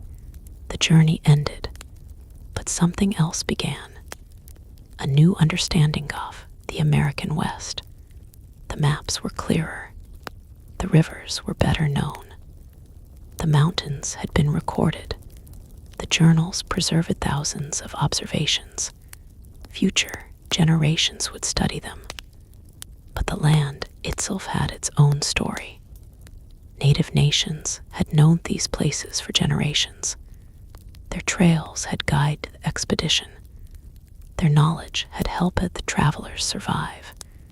Their communities continued long after the explorers returned home. This is an important part of the story. The expedition entered an already inhabited world. They did not create that world. They traveled through it. They learned from it. They recorded what they saw. And eventually, they left. The rivers remained. The mountains remained. The people remained. The seasons continued. Winter came again. Spring returned, summer followed. And the great continent continued its endless rhythm. Today, when we look at a map off their journey, the route seems simple. A line going west, a line returning east. But the real journey was never a straight line. It was filled with delays, detours, mistakes, waiting, hard choices, unexpected meetings, dangerous rivers, difficult mountains, and long nights. That is what makes their story so human. The map shows distance. The journals show experience. And together, they reveal the journey. Imagine one final evening. A river flows quietly under the night sky. The grass moves in the gentle wind. A small fire burns beside the water. The travelers are resting. Their work is finished. Their supplies are packed. Their journey is complete. There is no need to hurry anymore. The night is peaceful. The stars shine above. The river reflects their faint light. And somewhere, far beyond the horizon, the Pacific is still moving. The same ocean they once traveled thousands of miles to see. The men may be home, but the memory of that ocean remains.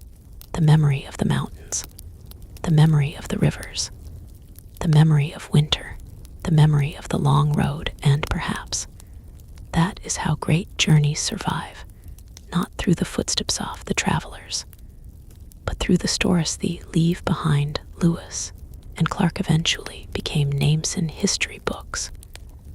But before they became historical figures, they were simply travelers. They were tired. They were uncertain. They were curious. They were human. And they kept going. That is the part worth remembering. Not that they knew exactly what waited ahead. They didn't. They continued despite not knowing. One river, one mountain, one camp, one morning, then another. And eventually the Pacific. Then home. The journey had begun with a distant horizon. It ended with memories that would last for generations. The river continues flowing. The night becomes deeper, the fire slowly fades. The travelers sleep, tomorrow will come.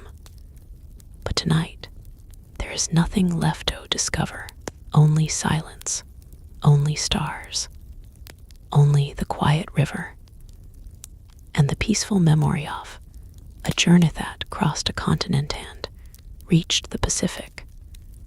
The stories they carried home after returning to St. Louis. The expedition members were no longer unknown travelers. People wanted to hear what they had seen. They wanted to know what existed beyond the mountains. They wanted to hear about the great rivers. They wanted to know what the Pacific looked like. But the men knew that no short explanation could describe the journey. How could they explain to years of travel?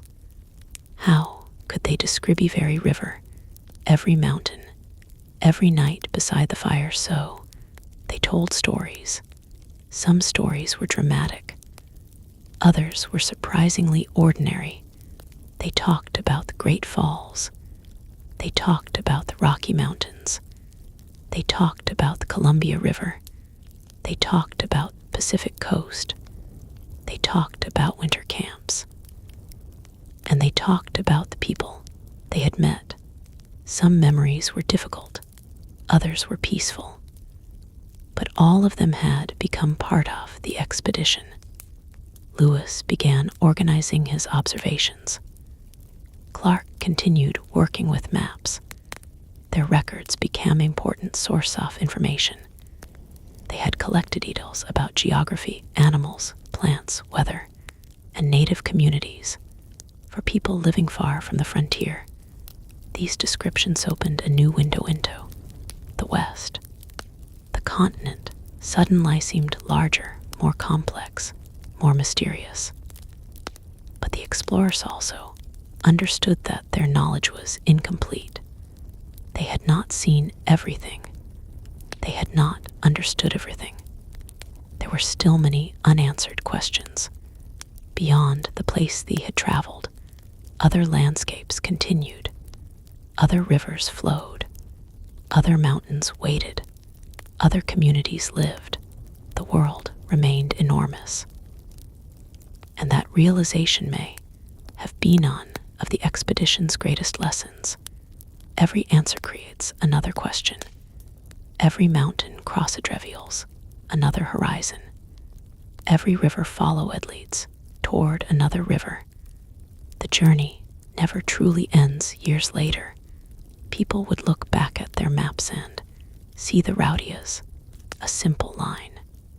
But Lewis and Clark remembered something different. They remembered long hours. They remembered carrying equipment. They remembered waiting for weather. They remembered searching for food. They remembered repairing boats. They remembered cold nights. They remembered warm fires. They remembered the people who helped them. And they remembered the feeling of uncertainty. That feeling was something a map could never show. A map could tell you where the expedition went. It could not tell you how it felt to stand there. Imagine the Rocky Mountains from their perspective. The peaks rise into the clouds. Snow covers the higher slopes. The trail disappears between rocks. The air becomes colder. The horses move carefully. Every step requires attention. The men do not know exactly what lies ahead. They simply continue. Then imagine the Pacific. After months of mountains, forests, and rivers, the horizon suddenly opens. The ocean stretches far beyond sight. Waves strike the shore. The air smells different. The sound is different. Everything feels different. For a moment, the journey seems complete. But they know they must return. That thought changed the meaning of the moment. The Pacific is not the end. It is the turning point. They must travel the same continent again. Yet now they carry experience. They know more. They are no longer completely dependent on the unknown. They have learned the rhythm of the land. That knowledge helps them return. And eventually, the Missouri carries them home. The journey ends where it began, St. Louis, the starting point, the ending point. Between them lies an enormous story, a story of endurance, a story of discovery, a story of cooperation, a story of patience, and a story of countless small decisions. The expedition reminds us that great achievements are often built from ordinary actions. A person gets up, they pack their equipment, they take another step, they continue, then they rest. The next morning, they do it again. Nothing seems extraordinary in a single moment. But after thousands of moments, something extraordinary has been accomplished. That was the expedition, not one great act, but thousands of small ones. And perhaps that is why the story remains powerful. It feels possible. The men were not superhuman. They were simply determined enough to continue. The river did not carry about their mission. The mountains did not carry about their plans. The weather did not carry about their schedule. Nature simply existed. The explorers had to adapt. That is what they learned. You cannot command a river. You cannot negotiate with winter. You cannot force a mountain to move.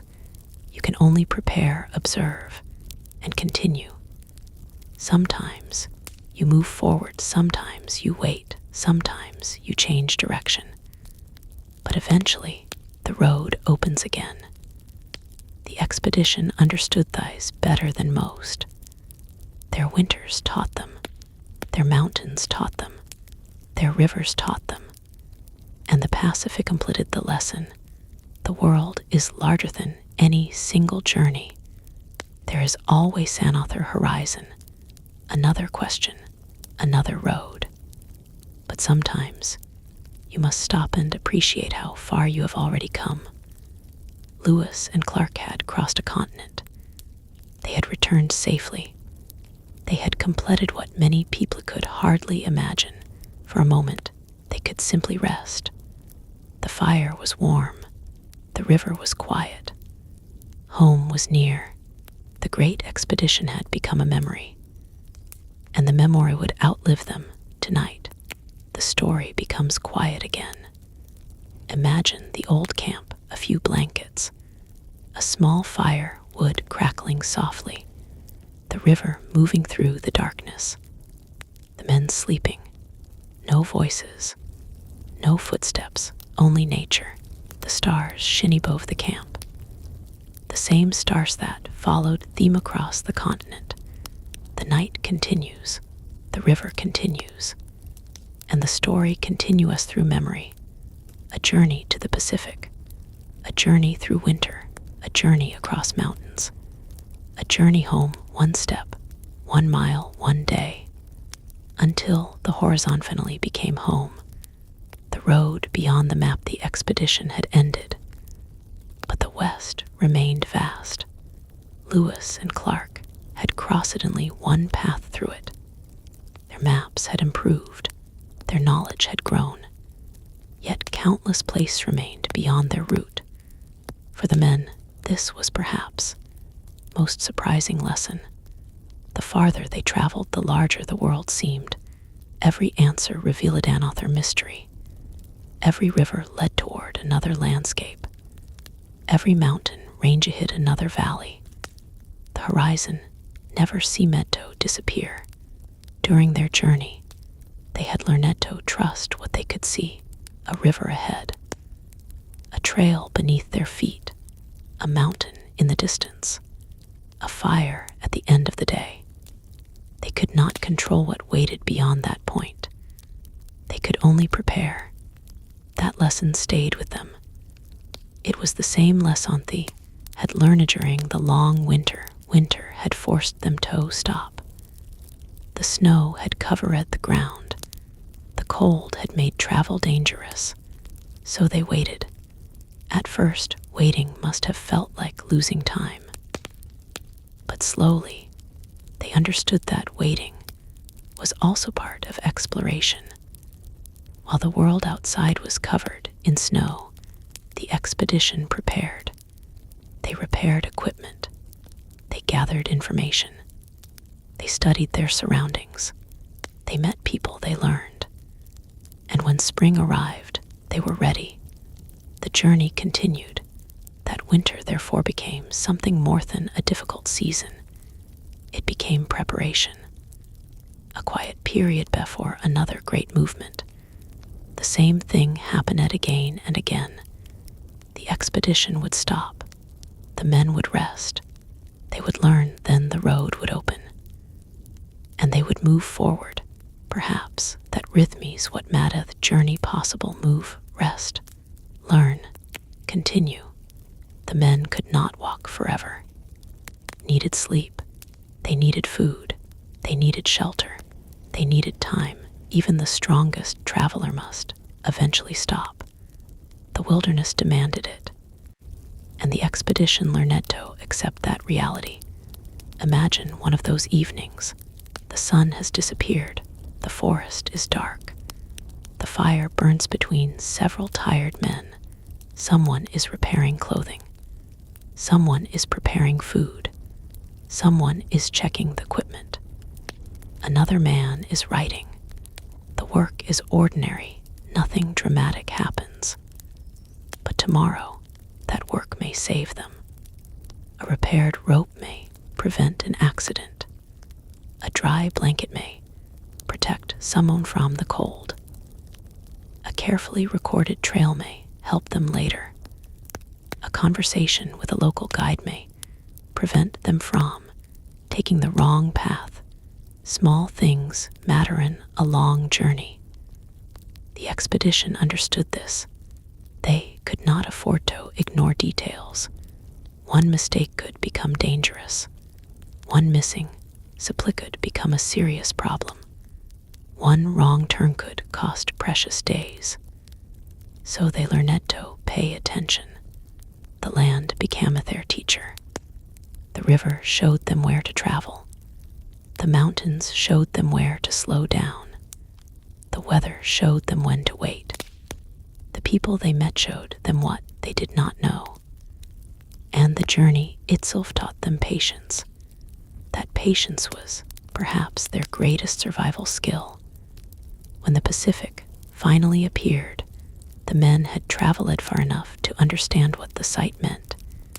It was not simply an ocean. It was proof that the continent could be crossed. But it was also a reminder of how much they did not know. The ocean stretched by on their sight. The horizon disappeared into the distance. Even after crossing the continent, there was still another world beyond it. The men stood at the edge of the journey and looked outward. Then, eventually, they turned around. The road home began. The return journey was not simply a repetition. They carried new knowledge. They understood the landscape better. They knew where the difficult places were. They knew where food might be found. They knew which routes were possible. Experience had changed them. A person who travels through the same place twice does not see the same place. The first journeys filled with questions. The secondies filled with memories. The mountains they once feared now carried familiar meaning. The rivers that once seemed mysterious now felt recognizable. The plains that once appeared endless now contained memories of earlier camps. The landscape had become a part of their personal history. And slowly, the Missouri carried them east. The journey became quieter. The great unknown was behind them. The Pacific was behind them. The hardest mountains were behind them. Ahead, there was only home. Still, the men continued carefully. They knew better than to become careless. The wilderness could still surprise them. A storm could still appear. A river could still become dangerous. But confidence had replaced much of the earlier uncertainty. They had learned. And learning had made them stronger. That is one of the most important ideas hidden inside their story. Knowledge does not remove very danger. It simply helps you face danger differently. The expedition had begun with limited knowledge. It ended with experience. That experience became one of their greatest treasures. Not gold, not weapons, not supplies. Knowledge. Knowledge of rivers, knowledge of mountains, knowledge of weather, knowledge of routes, knowledge of people, knowledge of survival, and perhaps most importantly, knowledge of themselves. They discovered how much hardship they could endure. They discovered how much patience they possessed. They discovered how important teamwork could be. They discovered that even when the road seemed impossible, another way might exist. The journey therefore changed more than maps. It changed people.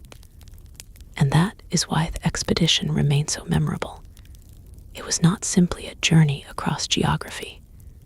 It was a journey through uncertainty. Tonight, the river is quiet again. The camp is small. The fire burns gently. The men rest. The stars appear one after another. No one needs to speak. Tomorrow, the river will continue carrying them home. For now, there is only darkness, only water, only wind, only the soft sound of the night. The great mountains are far behind. The Pacific is far behind. The long road has become a memory. And the travelers can finally rest. The horizon waits somewhere beyond the darkness. But tonight, they do not need to reach it. They have already come so far. The morning, after the unknown, the morning came slowly. Light appeared above the eastern horizon. The river reflected pale sunlight. The men began waking. Another day had arrived. But this morning was different. They were no longer traveling into the unknown. They were traveling home. The difference was small, but important. When they had traveled west, every morning brought questions. What was beyond the next bend? Where would the trail lead? How high were the mountains? Would they find food? Would the river remain passable? Now, most of those questions had already been answered. The road ahead was familiar. The men knew where they were going. They knew that St. Louis waited far downstream. Missouri moved beneath their boats. The current carried them. The men watched the landscape pass. They had learned to notice small things, birds moving above the river, animal tracks in the mud, changes in the wind, clouds gathering in the distance, the color of the water, the shape of the shoreline. These details had once been unfamiliar. Now they were part of their daily life. One man pointed toward the distant trees. Another recognized the place. Perhaps they had camped there before. Perhaps they had hunted there during the journey west. The memory returned. The expedition was traveling through its own past. Every mile eastward was also a mile through memory. They remember at the beginning. They remember at the middle. They remember at the hardest days. And they remember at Pacific.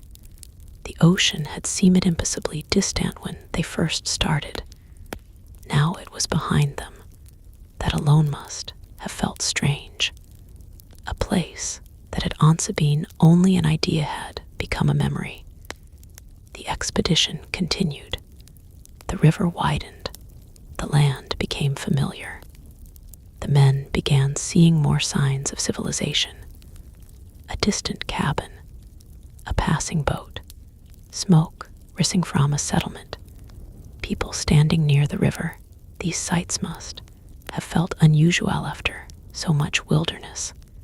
Civilization was returning slowly. But the men had changed and ought to see it differently. A simple wooden house might seem luxurious after weeks in the wilderness. A warm bed might feel extraordinary. A quiet meal inside a building might become something to appreciate. Travel changed what people value. After hardship, ordinary comforts become special. The expedition was learning thesis. They returned. One evening, they stopped beside the river. The sun was low. The men built their fire. The smell of food filled the camp for a few minutes.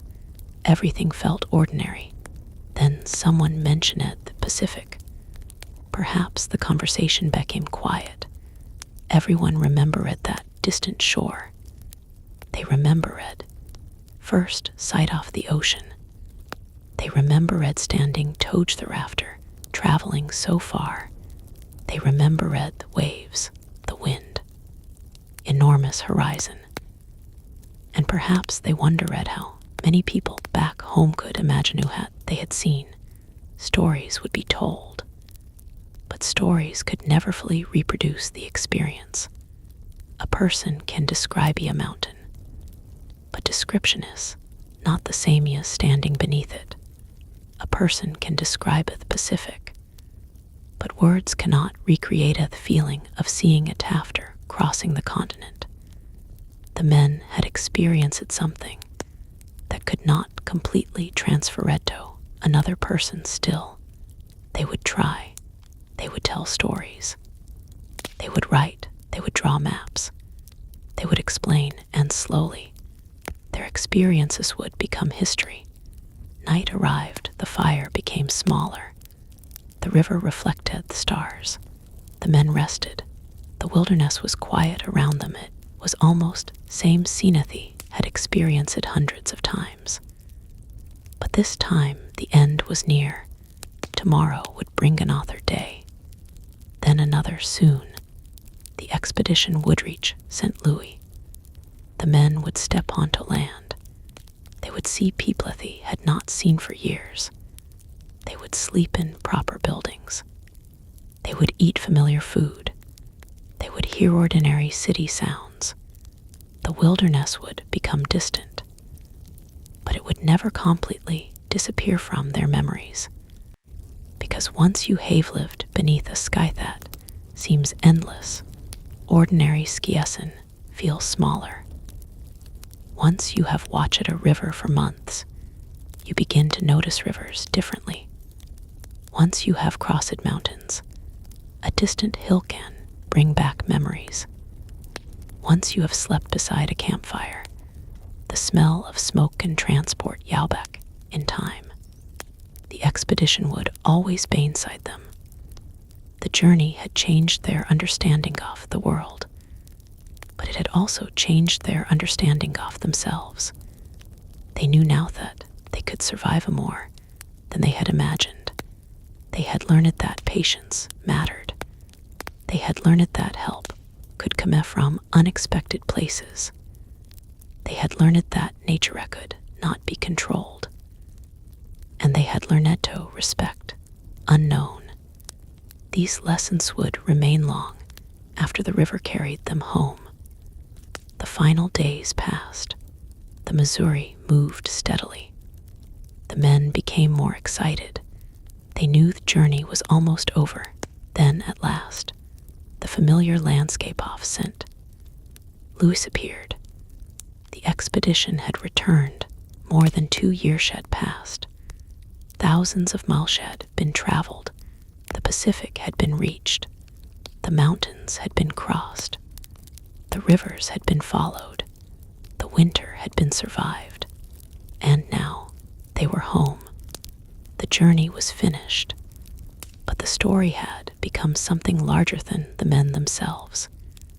It had become a story of exploration, a story of endurance, a story of the American West, a story of rivers, mountains, winter, and the Pacific. Most importantly, it became a story about continuing when the destination seemed impossibly far away. Tonight, the final image is simple. The river moves quietly. The campfire burns low. The men sleep. The stars shine. The long road has ended. There is no mountain ahead tonight. No dangerous river. No unknown trail. Only rest. Only silence. Only the peaceful sound of water. And somewhere beyond the darkness, the Pacific Ocean continues to move against the shore. The same ocean that once waited at the end of the world for these travelers. The journey is over, but the horizon remains.